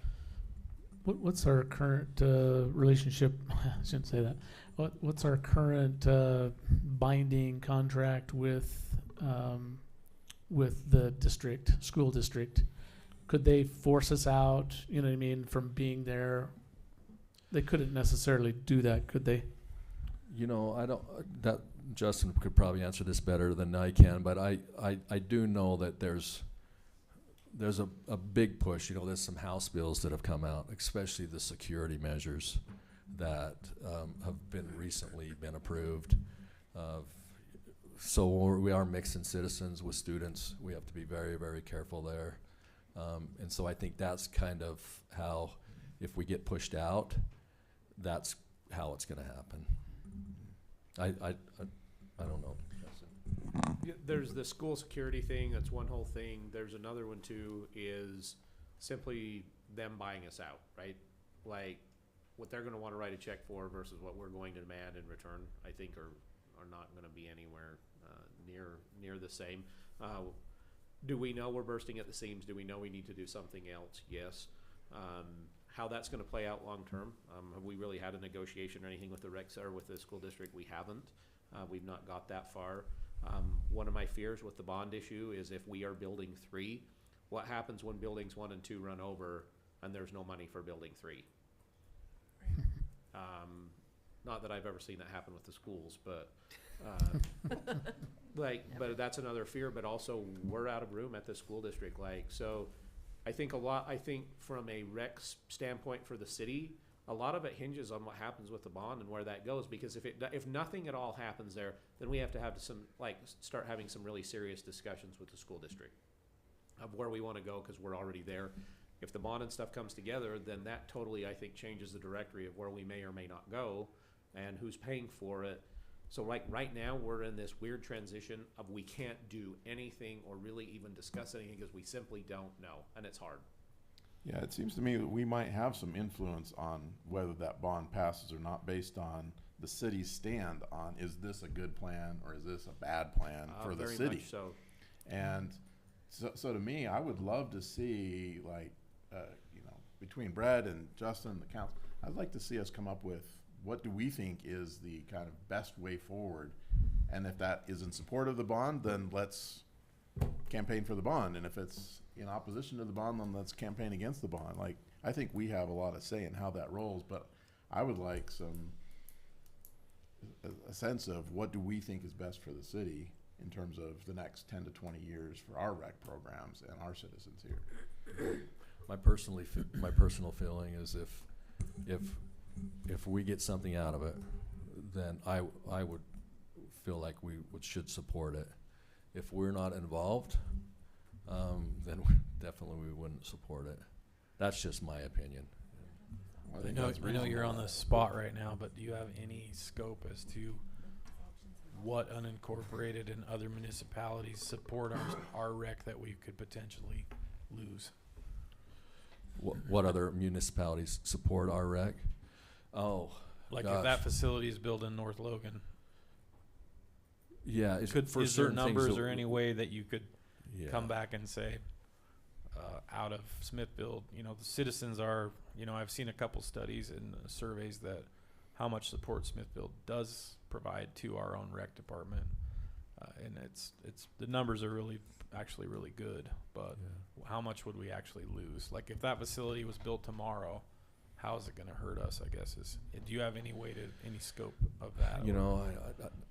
I'm sure there's probably some way to come up with that off the top of my head. I don't know. I think it would hurt us a lot. You'd have a nice new facility that's probably really 5 minutes from our facility, 10 minutes from our facility, that's now open all day long. It's not tied in with the school. I think we'd lose a lot of members. I don't think it would affect this you know, a lot of our sports programs, a lot of our youth, a lot of our adult stuff. But it would affect our recreation center immensely. If it does go on the bond in the fall, there's gonna be a lot of competition for funding for tax increases. Yeah, I agree. I agree. You got the school district that's looking at a big one, you got some other things that are happening. It's gonna be interesting. Yeah. I personally, I think it's going to be a tough sell. But if for some reason it was on the bond, I just want to make sure we get something. Absolutely. And that we're not paying for other facilities that are going to hurt us. Well, that would 100% be what need to happen, and that's why I'm saying if we see that this could be an advantage to us in a time that we have a need anyway, yeah, then let's negotiate to be an integral part of this and fight to support the bond. Otherwise, let's not. But you know, if we support this bond, yeah, then our citizens are going to have to pay twice, except for when we sell our rec center. Like, that money can go back to the city and benefit the citizens in other ways. And so, like, they're not going to lose in everything, but right, it is going to cost them, and especially with property tax increases. That'll be a hit for sure. I'd like to be able to see a consideration on that if we were to go ahead and go with the bond, that they actually look at the percentage that the bond passes in each of the cities, and whatever city supports the bond with the highest percentage, they become number one facility, then number two, then number three. Because I agree with you that it would be horrible to support it very heavily out of Smithfield and wind up being the number three that never gets to happen when we were the number one supporter. Don't know if that's possible, but certainly seems like it's something we would be able to judge city by city what the bond vote went. We still have issues with who's going to be in control of things, though. When you're doing this on a county level, that changes the whole administration of everything. My personal opinion is trying to roll us on a county. I can see why certain cities want to take advantage of that, but it's just like adding taxes to people that aren't going to be able to see the full benefit of that. And I just think we have a lot better chance of governing things when we're doing it most locally. Yeah, I agree with you. And doing an excellent job of it too. And, yeah. And when you do something like that globally, you lose your autonomy. You lose that. I think Brett's done a great job with that, and I agree with you there. Yeah. Yeah, we're in a good situation, but we're also in a tough situation in that, you know, do we want this? Do we not want it? But if it doesn't get approved, then we're still in the best position of anybody in the county. If it does get approved and we get something out of it, maybe it works out perfectly with the need to evacuate our current facility. It was a good point, Todd. I never thought of that. I think that everybody just kind of knew the situation that we were in. These cities are kind of wanting to do. I really do believe, like Justin said, that if this does get voted down, then you'll see Nibley. They've already worked with the other cities in the south to form a recreation district. And I also know, and they've also working on some plans. They'll move forward. North Logan, I think, will too. At least they have a lot of citizen support there. They have some nice facilities as it is already, and they have some areas right there next to it where they could be kind of a recreation hub right there with the ice arena, the RSL building, and a nice new rec center. So yeah, it's tough. I just, if I go to this meeting on Friday, and I'm saying I want Smithfield to get something out of it, and they say, well, what's the support of your council? I'd just like to be able to just say, well, they're supportive as long as we're involved and we're going to get something out of it, or they don't want anything to do with it. So it's my understanding that they can form two special districts, like if there was a South Rec Department and a North Rec Department, that would have its own levy or its own bond. It's completely autonomous of anyone else. So Do you have any comments on that, or Justin, have you heard anything about that? That we could be completely removed from? It wouldn't be fully countywide, it would be whoever chooses into those special districts Right. would have that bonded levy.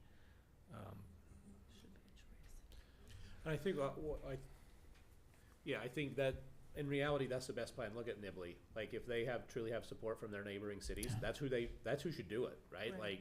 Like, those that are surrounding them that they've talked to, kudos to them for having those discussions and stuff. You look at the north and go, why would North Logan support anything up here? Why would we support anything there? And then you got Hyde Park in the middle that gets to pick and choose. I mean, Richmond, Lewiston, Clarkson, why would they support North Logan? I guess if you don't mind driving, you would. Or if they have an amazing pool, you would. So I think that it's one of those that we let Brett, let that group know on Friday that we need more information. But if Smithfield's not going to get something out of this, we're a hard no. And we're not saying we're a yes, but we need more information and certain promises to be made for the council to consider this being a viable option for Smithfield. I like that. Yeah. Completely agree. I like Yep. that. I agree. And to me, it makes more sense what you were kind of explaining, the two different districts versus the whole county thing. I don't know. Yeah, and if North Logan and Hyde Park want to do that and come together on Yep, something, great. and let them- Kudos to them. Yep. Or Malga or whoever wants to join that, but let That way it's them not all forcing figure that anyone out. to, yeah, yep. I do think it's very interesting that Logan City chose out of parks, or out of the rec department Absolutely. world, and now they're heavily involved yet Right. again. But Right. Yeah, And yeah, I there's get- a lot of unknowns there. yeah. And I think my concern there too is you have the biggest, by far, city in the valley. It's being mum, kinda, and doesn't want a center in their city, but maybe on the edge. Like, that's, Well, kudos to Smithfield, because Yeah. we have an awesome fire department and we have an awesome rec department, and we did it many, many years before all the rest of them, so. That's my thought. If any city wants to do it, they should be Yeah, able to I do mean- it, but not everyone should have to pay for Right. this. Hiram wants to do it, let Hiram do it. We don't need to subsidize other cities. No. And that might very well be what happens if this does go up for bond and doesn't get approved. I can see those cities doing that, And good for them. yeah. Yep. But if it does get approved, I wanna make sure we get some. I think Absolutely. what Justin said, your marching orders, I think that's. Okay, Oh, yeah. okay, thank you for your time. Thank you. Thank you, Brett. Thanks, Brett. Brett, for everything. Great job. Okay, item number 7, discussion and possible vote on the name of the city-owned building located at 102 South Main, where a history museum will be located. I'd like to start this discussion. I agree with the comments that have been made. I know it's been put out there to call it the rock store. That implies that it's selling rocks. It doesn't say what it is. I think if you're naming something, it needs to specify what it is. So I think we keep it simple. Smithfield History Museum or Historical Museum. It's short. It tells you what it is. It's painted now that says Douglas Mercantile, correct? does it say Correct. It Or it Cantwell. says Cantwell. Cantwell, Yeah, it's excuse me. Cantwell. I do. That's just part of the history.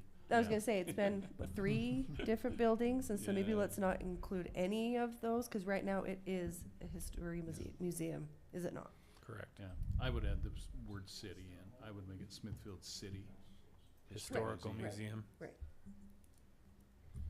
It tells you where it is and what it is. I agree, yes, and that's a description, but not really a name, right? Yeah. It's a description of the building, which is Mhm. a good thing to have. Mm-hmm. It's not really a name, and if part of the goal of naming a place is to attract people to it, I'm not sure that that's a name that is gonna attract people to it. And I'm not sure what that name would be. Like, there are people who, like, that's their job, is to name things, like, Right, like they're entire professionals who do this for a living. right. I'm not sure why we wouldn't maybe make use of some of their expertise in coming up with a name.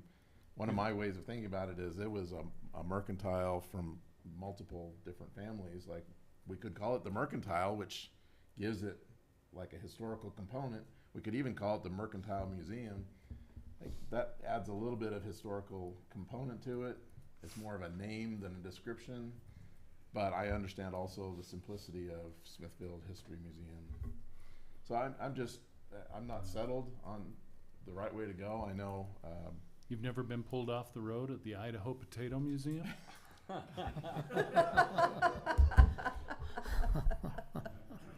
Building's been under 4 different ownerships. Okay, it's 4, not 3. Okay, I knew it was at least 3. Right. And they were all mercantiles.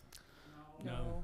No, they weren't, but, yeah, it was, Oh, that's right, yeah. It was a dance hall. but anyway, that's just one thought I had was there are people who are expertise in naming these things. We don't necessarily have to make use of them, and I don't want to delay this or make this any more complicated than it needs to be, but. That's something. It's just simple. I don't think we need to overthink it. I think it tells you where it is and what it is. I think you have a good point as far as trying to make it be memorable. But I also do like simple. But if you talk to Jeff Gittens, he still likes rock in the name. Yeah, But I got a notice I from- personally don't care too much as long as we agree on something. Jeff and Linda sent me a message just before the meeting, and they're in the same boat with some of the other people that have mentioned it, right? It was in the funding, it was named Smithfield City Historical Museum. That's kind of the name that they would prefer to, and they've been major influences in that process. So I'm not opposed to it. I would like to keep it as simple as possible. So when they wrote the grants, they wrote it as a Smithfield Historical Museum? Yeah. Oh, I think we probably ought to stick to it too then. Because that could be an interesting thing later on. Or for future grants. Right. But that added just a little bit more than what you were saying, right? It adds historical. Oh, I did To say it? historical. She said Smithfield Did you? City. Oh, okay. I said history or historical museum. Oh, okay. 'Cause it's a museum full of historical events in Smithfield City.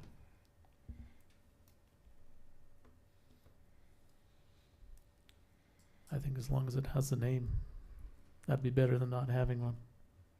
If historical was if you were gonna use historical instead of historic, you'd need to put it at the front. It would be the Historical Smithfield City Museum.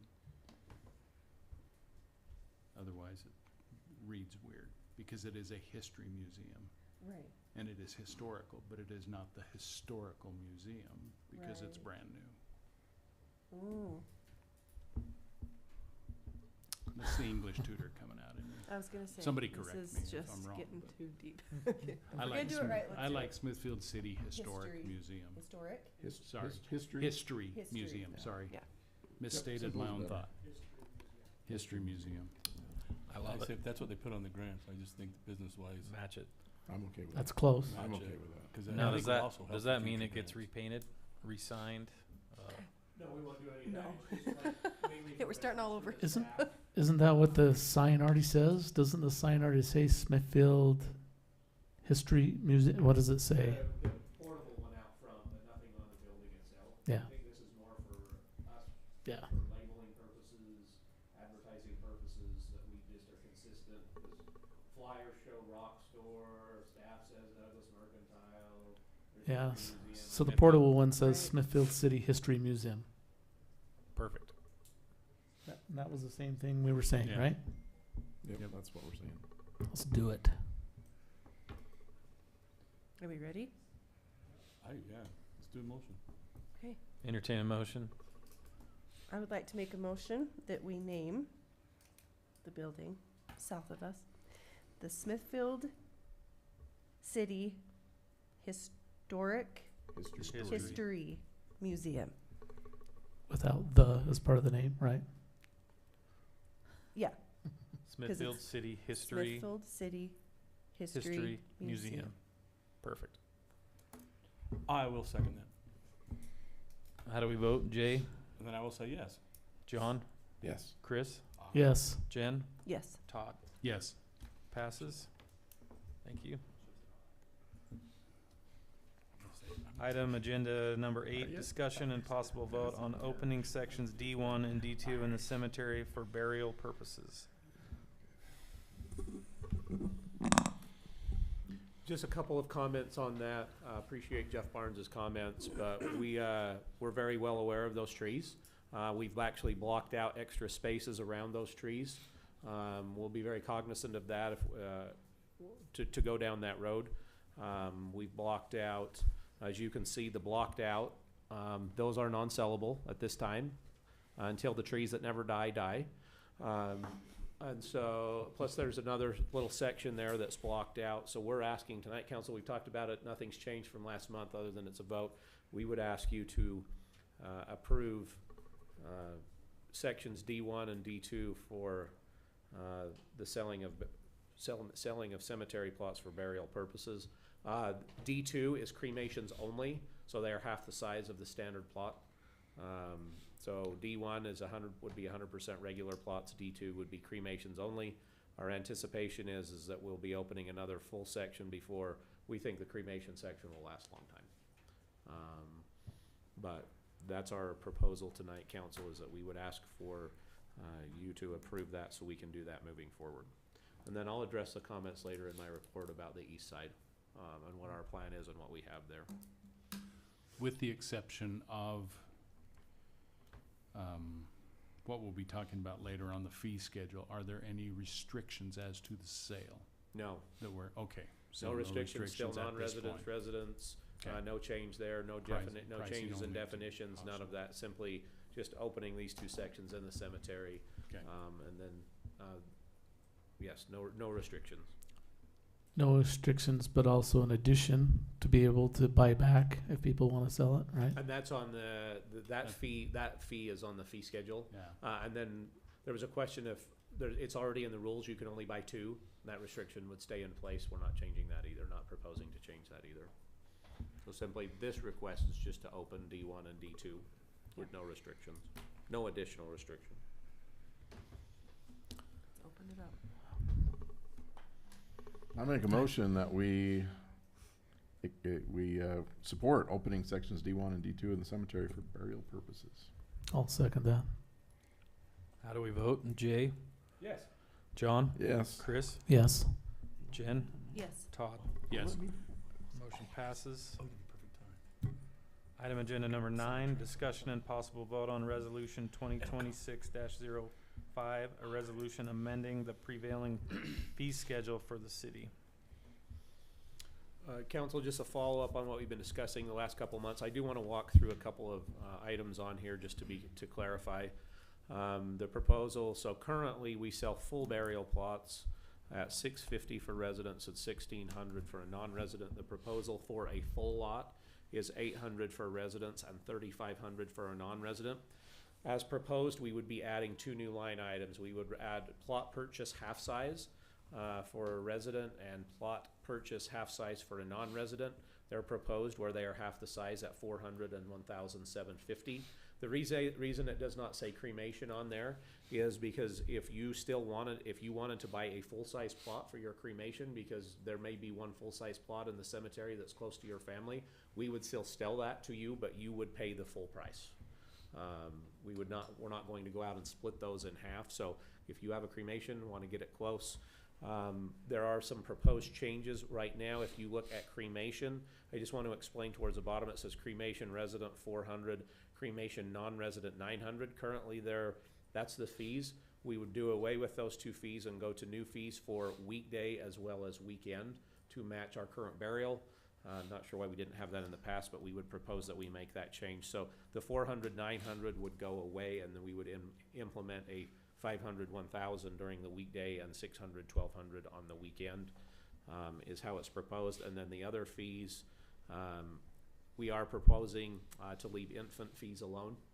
We would like to keep those where they're currently at just because of what's involved in that, and the other fees would go up. Proposed is weekday burials, increase $100 for resident, increase $150 for non-resident, weekend $100 for resident, and $250 for a non-resident.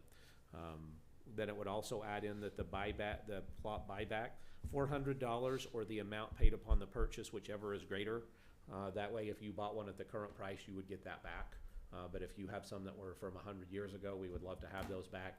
It wouldn't matter whether you got paid the $25 or you paid $25, $50 or an undetermined amount. We would pay those because we would really like them back, just because we're out of space. And that's what's proposed tonight. Just curious, when they do cremated, do they bury in the same depth? in the, so typically, no. Typically you take typically 1 foot of topsoil and then you go down. The box is typically at 2 to 3 feet. Okay, just curious. Just wondering what was involved with that.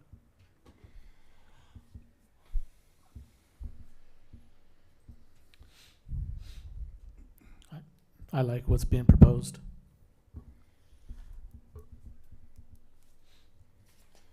I make a motion that we adopt resolution 2026-05, amending the prevailing fee schedule of the city. I'll second that. How do we vote? Jay? Yes. John? Yes. Chris? Yes. Jen? Yes. Todd? Yes. Motion passes. Item number 10, discussion and possible vote on ordinance 2026-05, an ordinance amending Smithfield City Municipal Code, Title 17, zoning regulations, Chapter 17.100, site development and landscaping, adding section 17.100.080, dedication of right-of-way width. Turn the time over to Brian. Thanks. Right now, within the city, mostly in the center of the city, the older part of the city, there are many parcels that can't or will not subdivide. No, this is right of way.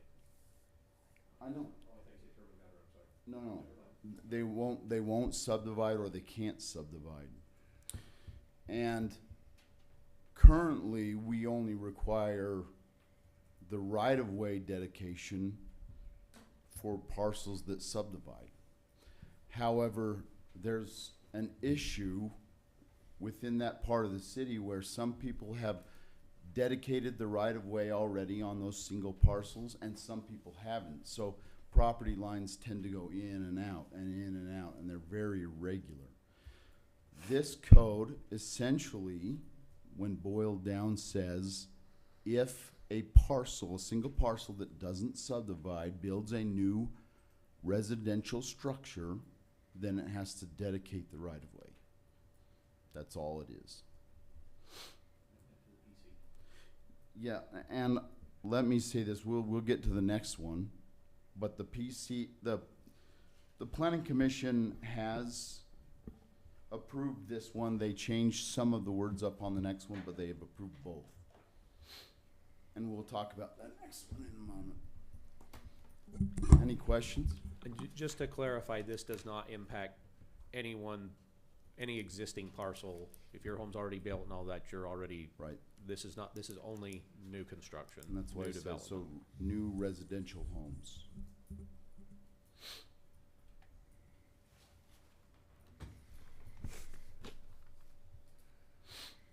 I propose that we adopt ordinance 2026-05, an ordinance amending municipal code title 17.100, adding section 17.100.080.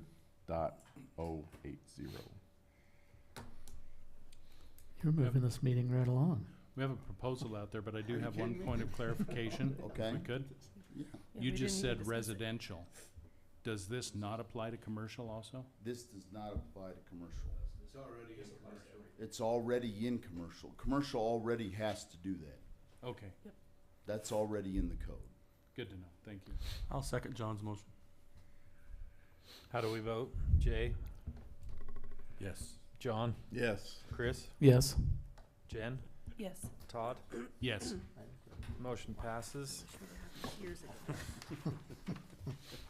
Agenda item number 11, discussion and possible vote on ordinance 2026-06, an ordinance amending the Smithfield City Municipal Code, Title 17, zoning regulations, Chapter 17.56, R1 single-family residential zone, adding section 17.56.060, developmental standards. Turn the time over to Brian. Okay, this is essentially, this is fixing the same issues that are being caused by the first ordinance that we've discussed. The difference is, just like a subdivision, we would require curb, gutter, and sidewalk. as part of any of utilities for only new residential construction. So if a single lot is empty and they want to build a new home, they would be required to dedicate the right-of-way, curb, gutter, sidewalk, just like a subdivision. Now, one of the biggest problems that fixes is all of the complaints that well, now it's a long-term fix, but all of the complaints we've heard about the uniform system of sidewalks and walkways within the city, because what this does is start requiring those single lots that are one-offing sidewalks to actually build that sidewalk, curb, and gutter. It's one step closer to helping the city have uniform sidewalk, curb, and gutter. Also like the electrical transmission lines being put underground, not overhead. And that's the second part, is that this is proposing that in that case, with a single family build, that they would have to bury all of the transmission or sewer water lines. Now that is already required in subdivisions. It's already required in commercial. Again, these, and if you'll look, that's the code section for residential R110, R112, and R120 only.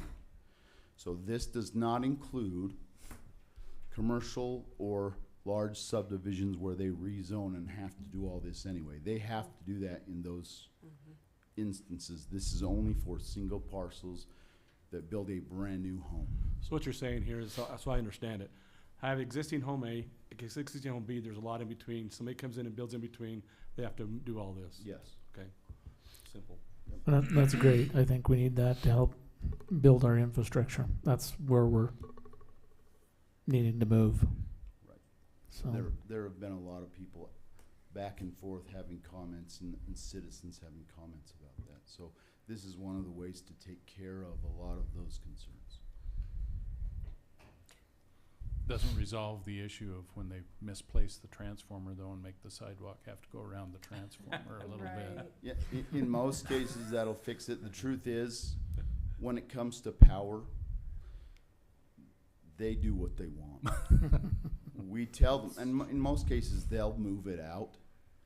It's usually contractors that have not thought about it or thought it through, and that's when they make weird things like power poles in the middle of the sidewalk, and then they pull the sidewalk around the power pole. Yep. all right, enough talk. John's getting anxious, so I got to beat him to it. One question, Clay, will you just clarify one thing that we were just wondering about, or just a thought? Sorry, Chris. No, you're fine.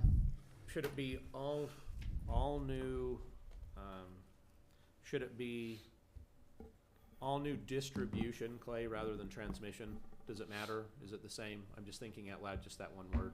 Is that a factor? Brian, Clay? I think those two words are interchangeable. Transmission is the word we currently use in the code now for commercial and subdivision, so it would go to say that they're both meaning the same thing, and in the end, they're gonna be doing the same thing. I agree. Leaving the word the way it is the best, because if you change it to distribution, it is usually a terminal point. So I think as long as either electricity or something is being transmitted, I think this does fit it. As you know, anytime you put a word in there, being a wordsmith, people find a way to misinterpret or change the meaning, but I think this does honestly gather our intention. Having said that, what word were you talking about? It's time to pray. It's talking about. I was talking about making a motion for 2026-06 to approve the amendment of the Smithfield City Municipal Code, Title 17, Zoning Regulations, Chapter 17.58, R1 Single Family Residential Zone, adding Section 17.56.060 Development Standards. I'll second it again. I'm no preference in seconds. How do we vote? Jay? Yes. John? Yes. Chris? Yes. Jen? Yes. Todd? Yes. Motion passes. Item agenda number 12, continued discussion on fiscal year budget 2027. Turn the time over to Justin. Just a few things tonight, council, from last month. We'll trudge on to the public hearing and vote next month, but just a few updates. Talked with Chris. The youth council is growing. Actually has most participants coming up for this next year that they've ever had. We have not increased their budget for like well over a decade. The discussion was to add a few $100s to their budget, so we are looking at making that change. As far as we did get in our health insurance renewal, our liability auto insurance renewals, they're never pleasant. They came in. Those increases, we have had to make some changes elsewhere in the budget to try and get this to balance. So we have looked at reducing. Originally, we talked about wages would be about 5.5% between merit, or up to 5.5% between merit and cost of living. We're actually looking at backing that off to 4%. With a 3% cost of living and then a 1% merit for the department heads to consider for their staff. In regard to the department heads, they would not be at the 3%. They're going to be proposed at 2% for those that had some mid-year wage adjustments. There are a couple of department heads that would not impact, that we would like to stay based on commitments we made to them due to their longevity. The planning line item update. The CMPO, there's a small increase in what they do each year. We made that. We got a final number there. In regards to tree trimming, so if you'll recall, for part of what we were doing was going to trim the trees in the park strip throughout the city. With this current fiscal year, we simply cannot get to every section in this fiscal year. So looked at making an adjustment to account for what we will not be able what we would not be able to get done in this fiscal year. We would add that into the next year. Clay's been working with them, Clay and Josh. So we've made that. In the General Capital Improvement Fund at this point, as we look at finalizing, I sat down with Josh to try and make this balance. We had to look at removing some equipment to get this where we need to be at this time. We have removed the backhoe to try and make up for some of those other changes. In the stormwater fund, we're looking at, have added in phase 2 of that big project on 10th South, which will be from the railroad tracks down to 1200 West, and then the creation of the stormwater pond. We're adding in about $2.2 million there. We're way happy with how the water line project, the spring up the canyon, is going. We got phase 1 of that was approved when the bids were received a week or so ago. We have signed off on that, so we're looking at, we will be adding, before this comes back to you in June, the phase 2 estimate based on what we've learned from phase 1, so that project will continue again next year. In the water and sewer fund, we've added $2,000 in fuel. It's just so volatile right now, and with where we're at and where we're heading. I've been asked how much are we saving in the current budget, or how much we're setting aside. The way the current budget's laid out in the general fund, we're just getting it to balance. There is none going to be transferred into a savings. Let me explain that. So we always try to underestimate on revenue and then hold on our expenses. And then as we approach the end of the year, like this year, which we're already doing, those funds that we are to the good are what will be transferred to our capital improvement fund for a rainy day. So currently, as it sits, we're not in a position that we can budget for that. I've been asked why. It's just simple math. When you don't propose any changes to property tax or any utilities, you're trying to make do with what you have. Long term, are we going to have to talk about changes to the utility fees? We are. I have concern long term with one of the funds, specifically solid waste. We have not made any changes there for a few years. The contract with Econo Waste has an annual escalator in July of each year. The Logan facility is going up. We're going to be reviewing that pretty closely, most likely bringing back a change to garbage sooner than later. We're also looking at on water. We've been holding off on water, waiting to see how that tank and the spring line came in to see if we could really get where we needed to be without bonding. we're still working through that process. Our goal is, with the funds we have set aside over the last few years, is that we can avoid bonding. That's the ultimate goal, I think, with the council, with the staff, as those are finalized. So are we saving money? We are, yes. Are we budgeting to save money at the initial budget? No, we're not. We're just trying to get it to balance, which we'll have it there. In regard to property tax, we aren't proposing an increase or a change this year for a multitude of reasons. One, we're not sure where the rec center bond goes, because that would be a direct impact possibly to the residents of Smithfield. We are not sure where the fire district goes and how that will impact us. And there's some new legislation that went into effect on May 6th. The process now is not a great process. It is, they've changed it. There's some announcements that have to be made. There's some things that have to be published. We're hoping that some changes are made next year. In order to do it this year, we would have had to have produced some estimates of where we wanted to go with that number, and they would have not been based on good information, council.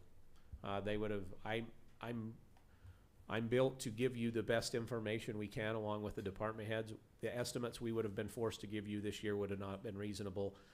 And when they would have got thrown out to the residents, we weren't comfortable with that. So we felt like this year we would circle with the legislation and what they're making changes there, as well as looking at the rec and looking at fire and some other changes, that it was not in our best interest to propose an increase for this year. Does that mean we won't do it long term? No.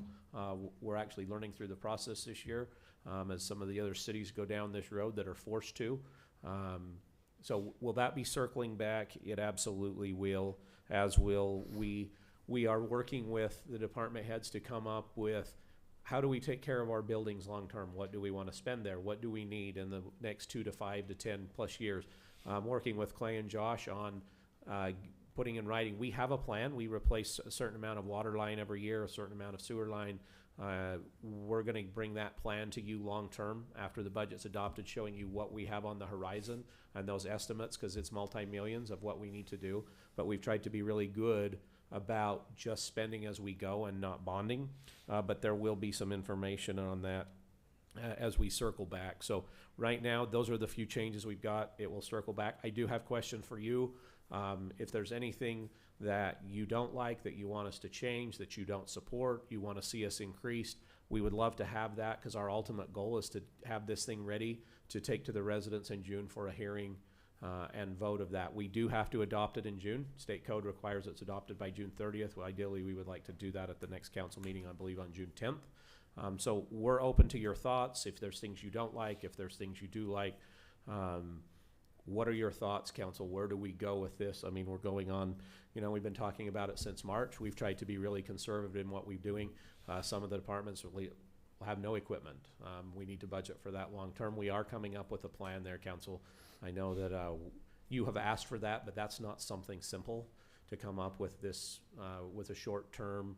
We're looking at a long term. What do we need to do over X amount of years, and how do we get there, and how do we financially get there? So we are coming up with a plan. We anticipate that will be coming in over the next few months. Once we get away from this, it seems like right now we just talk budget. Kind of want to get away from this budget and talk about those buildings and infrastructure long term as we go down that road. So, council, what questions do you have regarding the budget? Is there anything that jumps out? Anything that you're like, I can't support? And we'll circle that and bring that back next month with those changes. Just as a point of reference, what was the approximate percentage increase on the insurance? So health insurance was originally 16.5 plus, and we were able to go back and we're going to do some negotiating with the vendor, and we got it down to 10. And I'm still not happy at 10, but I'm much happier at 10 than at 16.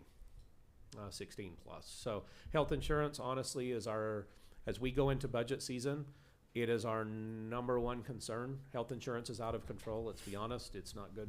You have to have health insurance, but it is our number one concern of where we go as a city. What do we offer for our looking at deductibles? How do we tweak that? How do we change that? But we got it down to 10, but this year we were not able to get it lower than that.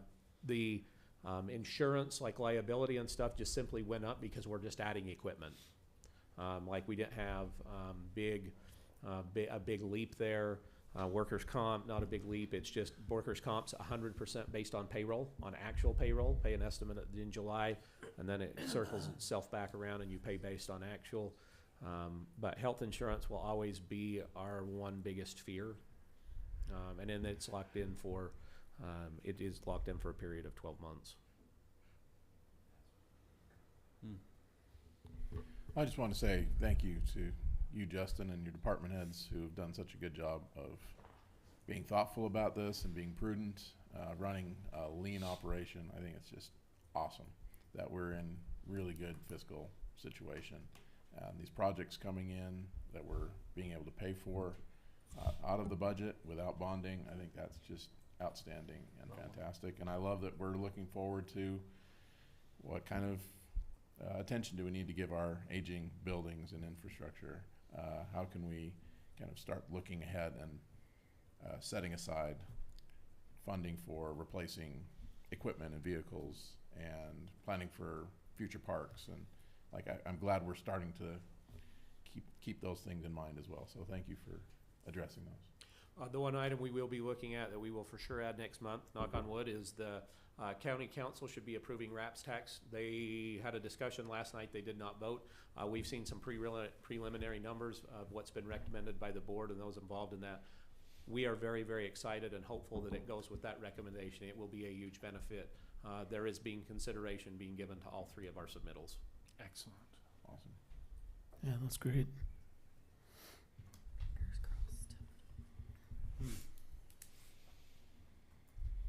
And I don't have anything else on that, Mayor, unless you guys have questions.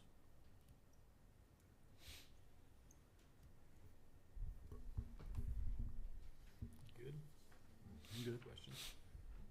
I think we're pretty good. I would love to see some funding allotted for the future of the Tuvison Park.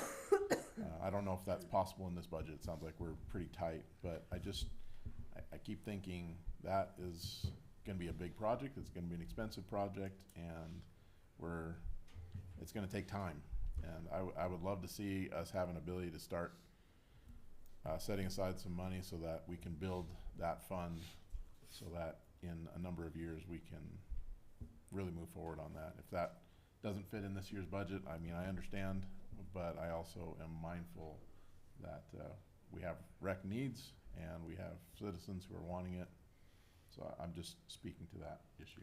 So actually, I'm glad you brought that up. I talked to the grant writers at JUB today about what grant opportunities are out there. We actually talked about parks, new infrastructure. Here's the one thing we are going to absolutely have to have for those applications. We are going to have like engineering estimates. So I'm very hopeful that with the USU Vision Project, City Vision Project, we can come up with a concept. We can then take that concept to getting an engineering estimate, and then in turn we can apply for that grant. That grant is a 50-50 match, which would be a really big deal for us, but we will, in reviewing that with them, like it is very detailed in how that thing comes out and what's done. But I think that fund has been very good to the city in the past. We've done some projects with that, and it's a great opportunity when it's a 50-50 because a lot of cities don't want to spend anything. But we are going to have to pin down what that park is. The nice thing is every impact fee that's paid right now is being set aside basically for that project unless you guys choose to allocate it elsewhere. I think that's the next one on our list. So we are collecting money there to help go towards that, and then long term. The other thing too is those water projects come in and we don't have to bond. That in reality, even though the water fund's not part of the general fund, it potentially gives us opportunities to do other things when we don't have to bond. So yes, is it on our radar? 100%. I think Brett would love to have a new 12-acre park, and so would those residents in that area. But you know, the offset to that park that's of a real concern is we have to then man the park, maintain the park, and in reality, we can't add another 12-acre park without adding employees, or at least part-time, or how we're going to deal with that. So that'll obviously be part of the discussion, but I know staff-wise that's going to require some adjustments there But will it be a huge benefit to the city? Absolutely. The potential there is off the chart. Future home of the new Smithfield Rec Center. There you go. Or the dog park. That's too big of a dog park. No dog park. That's way too big. Thanks. Any other comments? Moving on to agenda item number 13, city manager report. Just a few comments, Mayor. What about a dog park at the Lions Lodge? There's trees, there's water, there's parking. Now, obviously, that would take a discussion with the Lions Club, because I already think I know where that will go, but that may be a possibility to consider. No one uses that park, let's be honest. We mow it, we maintain it. The scouts, I won't say anyone, because the scouts use it on a very rare basis, but that may be a different possibility that actually has access to consider. In regards to, what's that? Do we own the Lions Park? We own it all, including the building. Oh. Well, no, we own the land, sorry. We own the land, that's their building, that's our park. Oh. Wow. I didn't know. The scouts could come do community service. Once a week. Yes, they have. They held a camp up there. No, the scouts can use it. That's what I'm saying. Maybe the Cub Scouts do, not the Scouts. Well, a Cub Scout, a Boy Scout, a Scout is a Scout. Girl Scout. They sell cookies up there. Custard uses Scouts. Doggy treats. We do, in regards to the question about the east side of the cemetery, we do have a developed plan. I actually have an engineered drawing and I have an engineered estimate, and that came out at $1.068 million, and that's why we considered what we just adopted. Could we split it into phases? Most likely 2, but to do that, then we would just run a cost overrun. Like, it's not as simple as just going, well, half of it will be 500,000, because the roads and stuff have got to go in. So we do have a plan, we do have a design. That when the time comes, I mean, obviously that that area is going to increase in cost over time. But yes, we do have an engineered drawing, so we would not have to deal with that. So that would be a win there.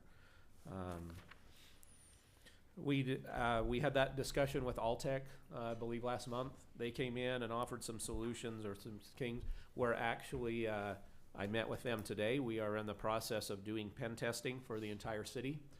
For our entire network. It can fit within our current budget of what we're going to do there. So we're going to be working with the department heads as they come in and look at the pen testing is basically looking for vulnerabilities and how to stop those. We're moving forward with that. Phase 1 of the Spring Line project has been awarded to Forefront General Contracting. I believe they're out of North Logan. Clay, is that right? The North Logan? Yeah, they have a couple, North Logan's fine, there are a couple offices, yeah. Well, they're local, So we are in the lights have been ordered for the button activated blinking lights for 250 East, 800 South have been ordered. The goal is that they will be installed. It'll take about 4 to 6 weeks, I believe they said estimated, to get those in. When we get those in, we think that's not only going to be an estimate to the kids going to school, but also there's a lot of residents that cross that road. So long term, and they are button activated, so no one crosses there, they don't go off. So we think that's a win. Health Days, big kudo to Brett, staff, fire, police, everyone that was involved in that. The weather was stellar. You know, the Historical Society, all of those involved in that. So appreciate them and everything that they did there. Next, we'll look at the budget meeting on June 10th. And we will be amending the current budget that night as well as adopting the new budget. And in regards to, I'm actually going to hold off. I won't address that comment. I'm sorry, Mayor. I was going to talk about wages, but I don't think that's probably the time tonight. Can we address it next month? I was just going to address some comments from earlier tonight, but I'll let you guys address those. Probably not appropriate that I do.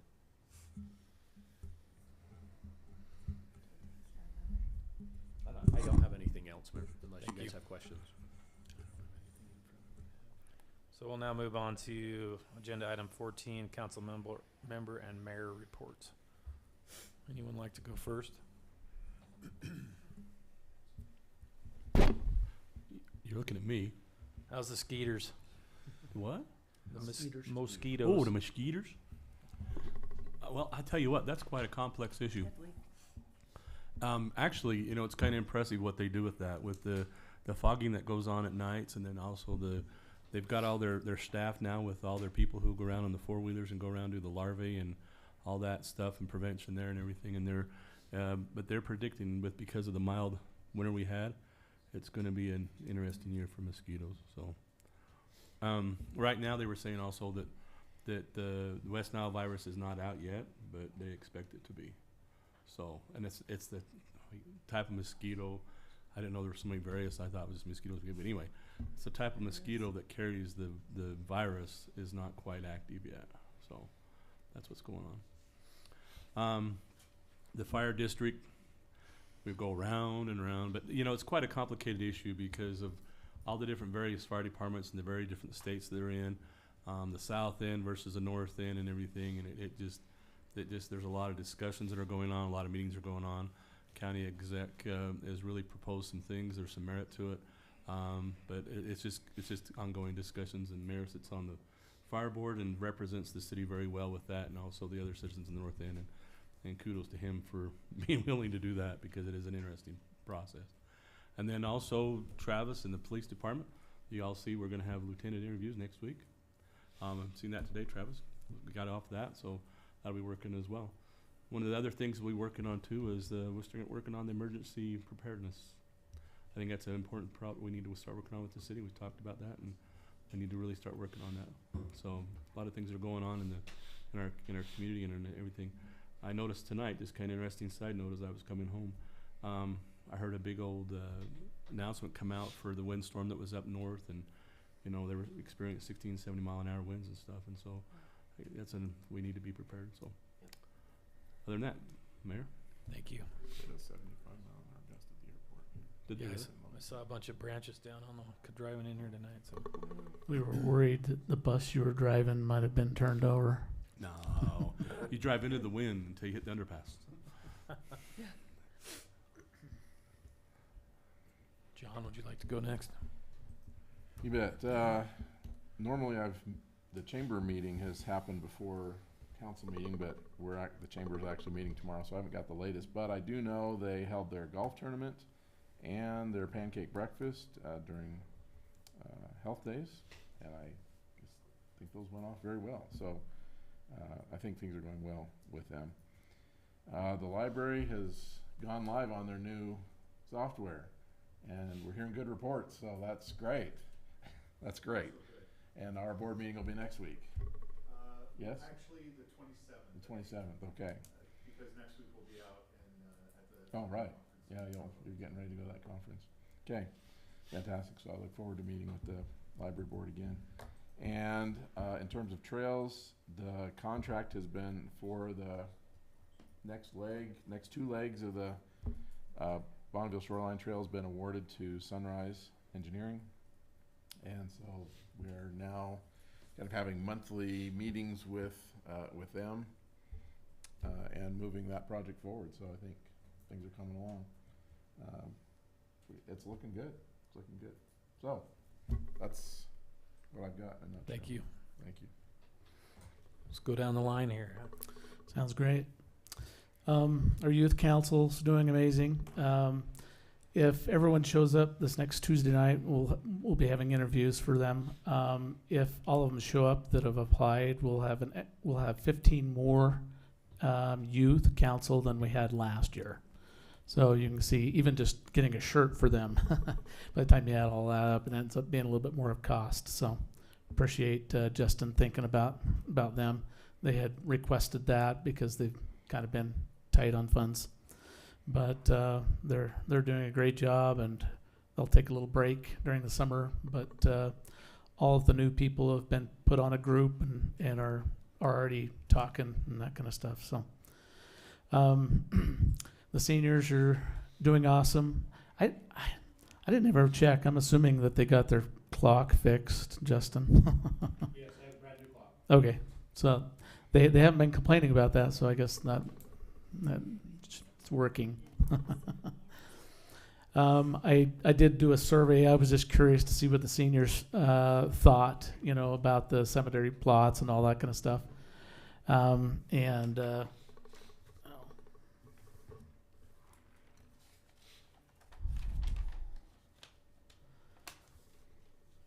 of about 38 people who decided to fill out the survey, about 42% thought that we should sell only to Smithfield residents with a maximum of 2 plots.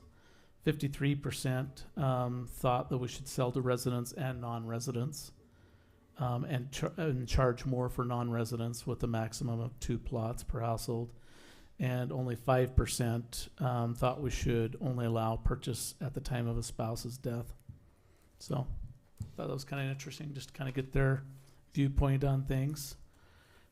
They're doing great things, and like I said, they always get a lot of people there every Tuesday for their lunches. There's a lot of donated time and energy that goes into all of that.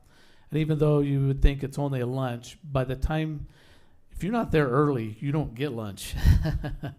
So they're there usually around 10 o'clock in the morning, setting up and getting ready, and then by the time their entertainment's done, it's like 1:30 or 2 p.m. in the afternoon. But it's a great opportunity for those people.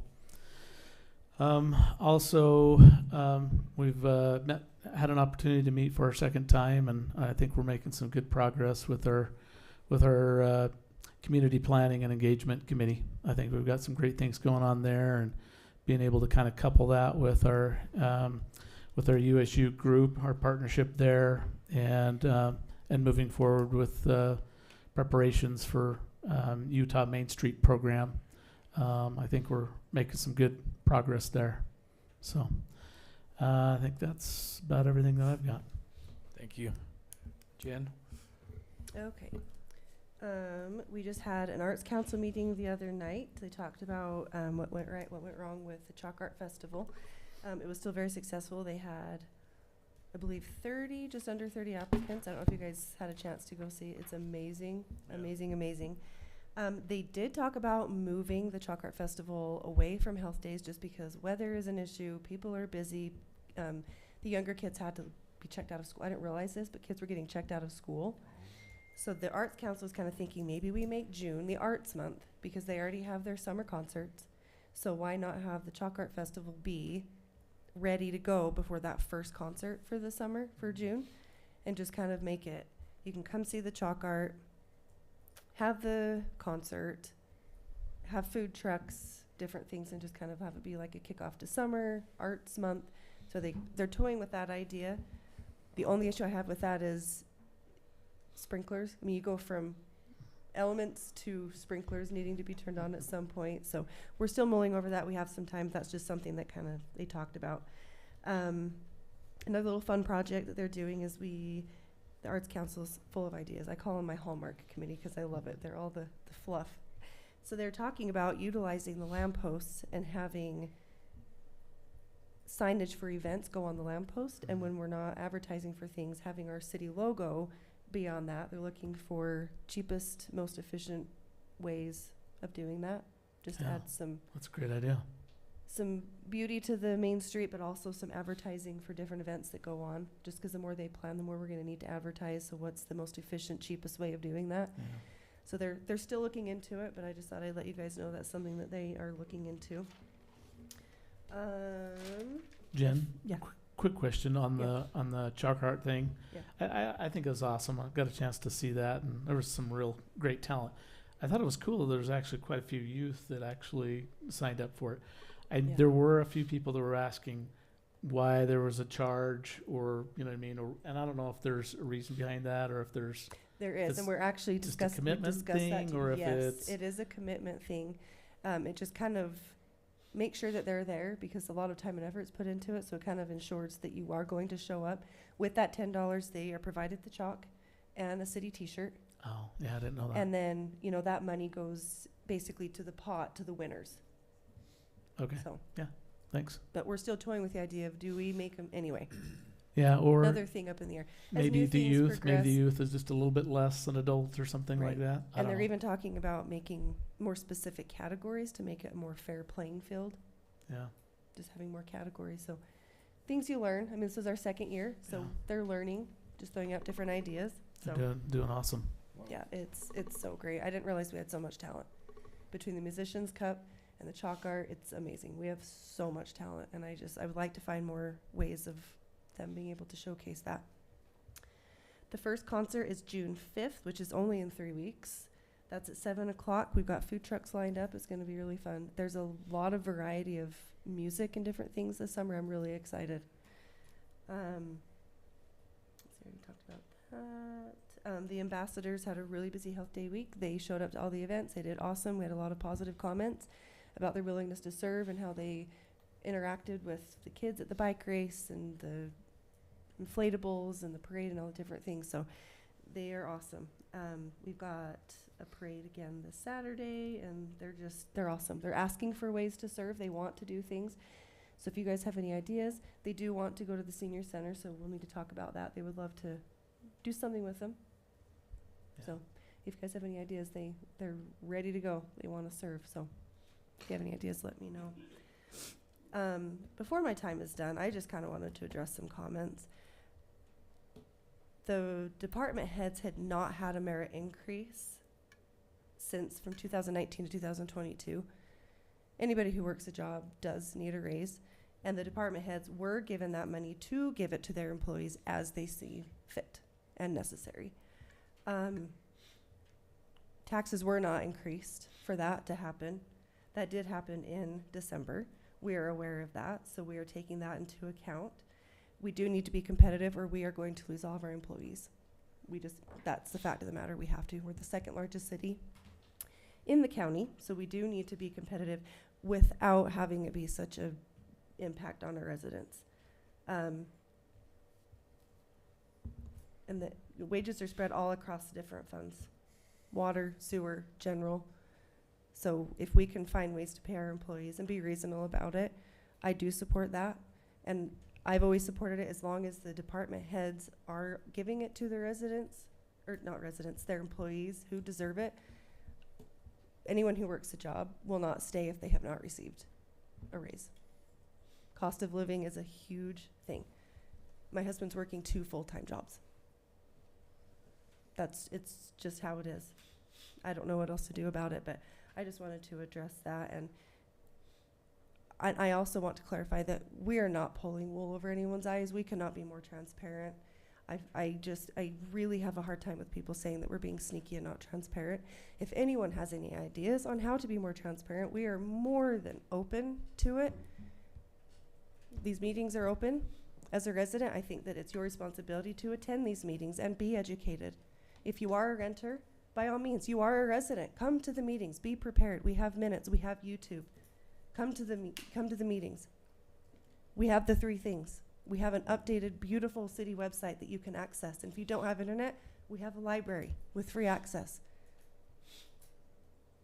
I personally feel like we are trying our very best. We are not perfect, but we are trying our best, and we are always willing to get feedback. Our phone numbers and our email addresses are on the city website. I ask that you guys utilize them. And I say this not just people in the room, but anybody that joins in on YouTube. We are here to serve. That's why we did. And I speak for myself, but I can say that you guys did the same thing. We're here to serve. We want to listen. We are not pulling the wool over anyone's eyes. We are not lying. We could not be more transparent. And I feel very strongly about what we're doing. We're being very careful. We are a fiscally sound city. We're not in debt. We're finding ways to pay for things and not have to tax the residents. We're very aware that there are some things coming down the line that they're going to be taxed for. And we don't want to add to that, but also keeping in mind that we need to be competitive and our employees need to be paid. Nobody wants to work for free. Cost of living keeps going up, and they need to be paid accordingly. And I think that we're being fair with that, and we're being very reasonable about where that comes from and how we're doing that. But I just have a hard time with people constantly complaining about things when we're trying our best. And if you don't know, please be informed. That's my number one thing right now, is people just not being informed. As a resident, be informed. Ask the questions. If you don't know, ask. We have so many people that are ready and willing. City staff is here Monday through Thursday all day. I'm answering emails all hours of the day, the night, weekends. We are here. If you don't know, please ask. I've spent the last almost 2.5 years, and it's so frustrating when we're doing the best we can. And when all you have to do is be an informed resident. And if you don't have time, call, ask. There's a reason why our names and our phone numbers and our addresses, email addresses are listed on the city website. We want to be reached. We had the choice to not post them. But I did mine because I want to be reachable. I want people to reach out. Every time I respond to somebody, I say, thank you so much for reaching out. I love when residents are engaged.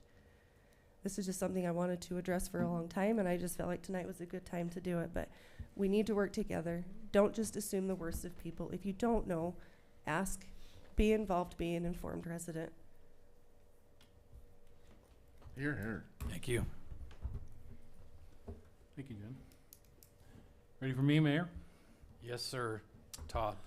I am really bummed to say that this is the first time in 18 years that I missed health days, and I'm really bummed that I had to miss it. I got back that evening.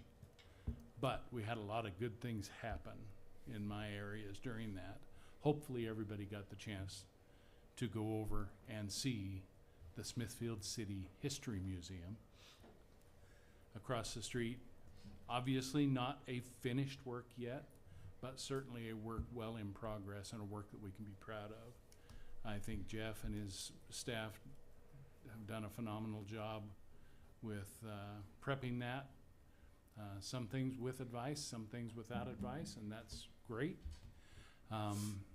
But I think it's only going to get better, and I think it's going to be able to serve our city so well, and I think we will be pleasantly surprised at the traffic that we will get once the temple also opens, does the open house, and people are coming through, and we've got it on Main Street. And unfortunately, that adds to Main Street's traffic. But it's either added there or on 8th West, and I'm not sure which one's ready for additional traffic right at the moment. But kudos to them. They've done a phenomenal job. I got a chance to be over there just right before I left. I haven't looked at it since I got back. I want to go look at it again, but I'm excited about where that's going. In addition to that, we haven't had a tree committee meeting, but on the 27th, we did have the Arbor Day poster judging that happened, and we picked, I believe, 6 winners. Correct me if I'm wrong, Jeff. I think there were a total of 6 winners in that poster contest. I believe they're scheduled to come next month for our meeting to be able to be introduced. Hopefully they've been directed to all bring their art so that we can see that. We can announce them. 3 of the 6 did come down to Forester Acres and were there for the tree planting that was done there. I don't have names, but that really appreciate them being there and being able to attend for that.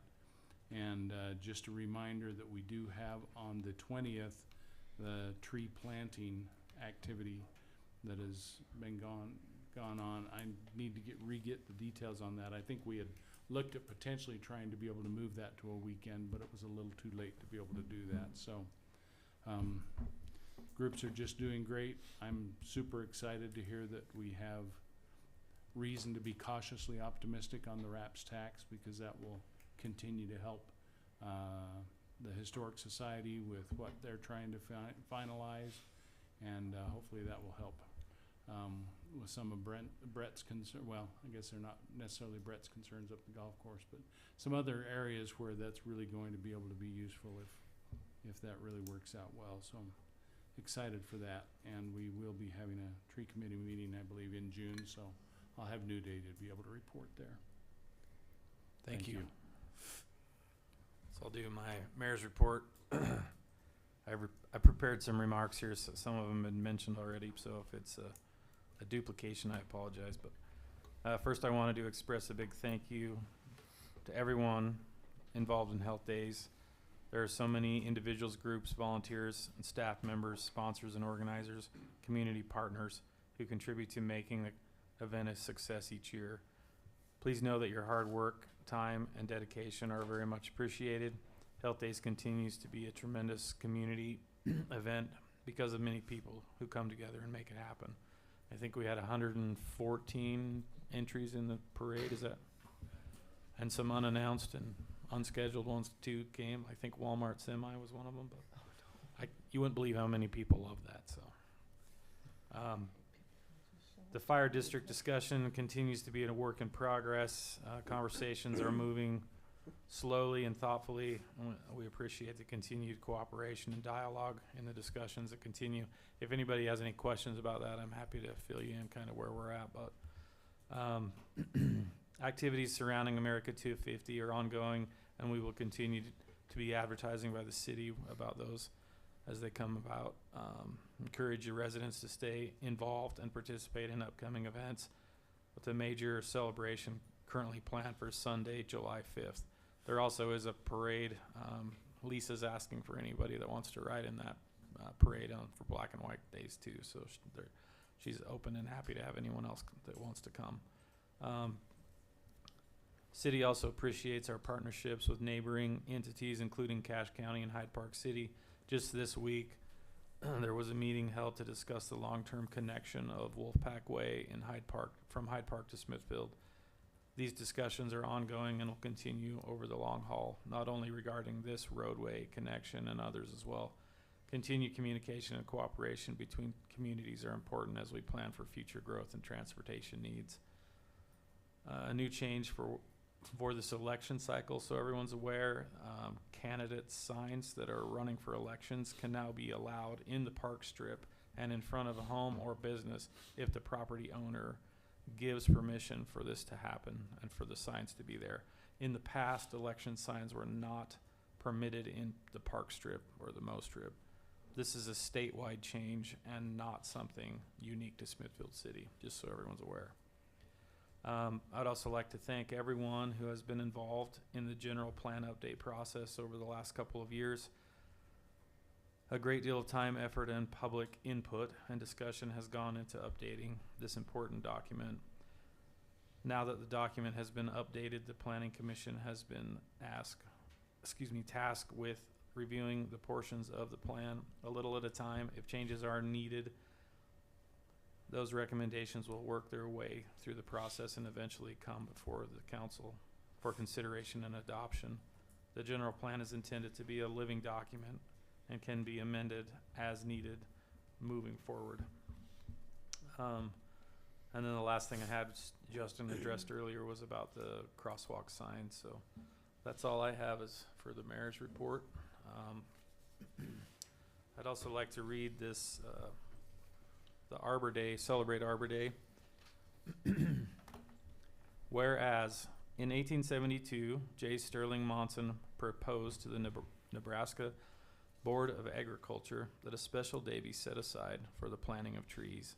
And whereas this holiday, called Arbor Day, was first observed with the planting of more than 1 million trees in the state of Nebraska, and whereas Arbor Day is now observed throughout the nation and the world, and whereas trees can reduce the erosion of our precious topsoils by wind and water, cut heating and cut heating and cooling costs, moderate the temperature, clean the air, produce life-giving oxygen, and provide habitat for wildlife, and whereas trees are renewable resources giving as paper, wood for our homes, and fuel for our fires, and countless other wood products, and whereas trees in our city increase property values, enhance the economic vitality of businesses, areas, and beautify our community, and whereas trees wherever they are planted are a source of joy and spiritual renewal.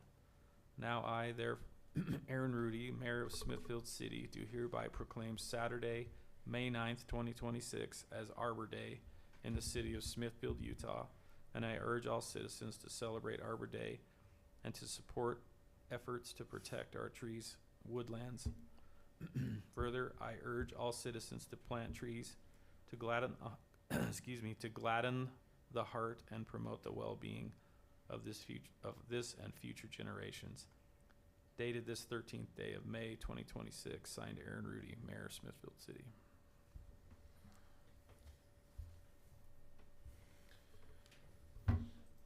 Unless there's any other items, I would entertain a motion to adjourn. Well done, Mayor. Thanks for reading that proclamation. You bet. My pleasure. And I make a motion that the council meeting be adjourned today.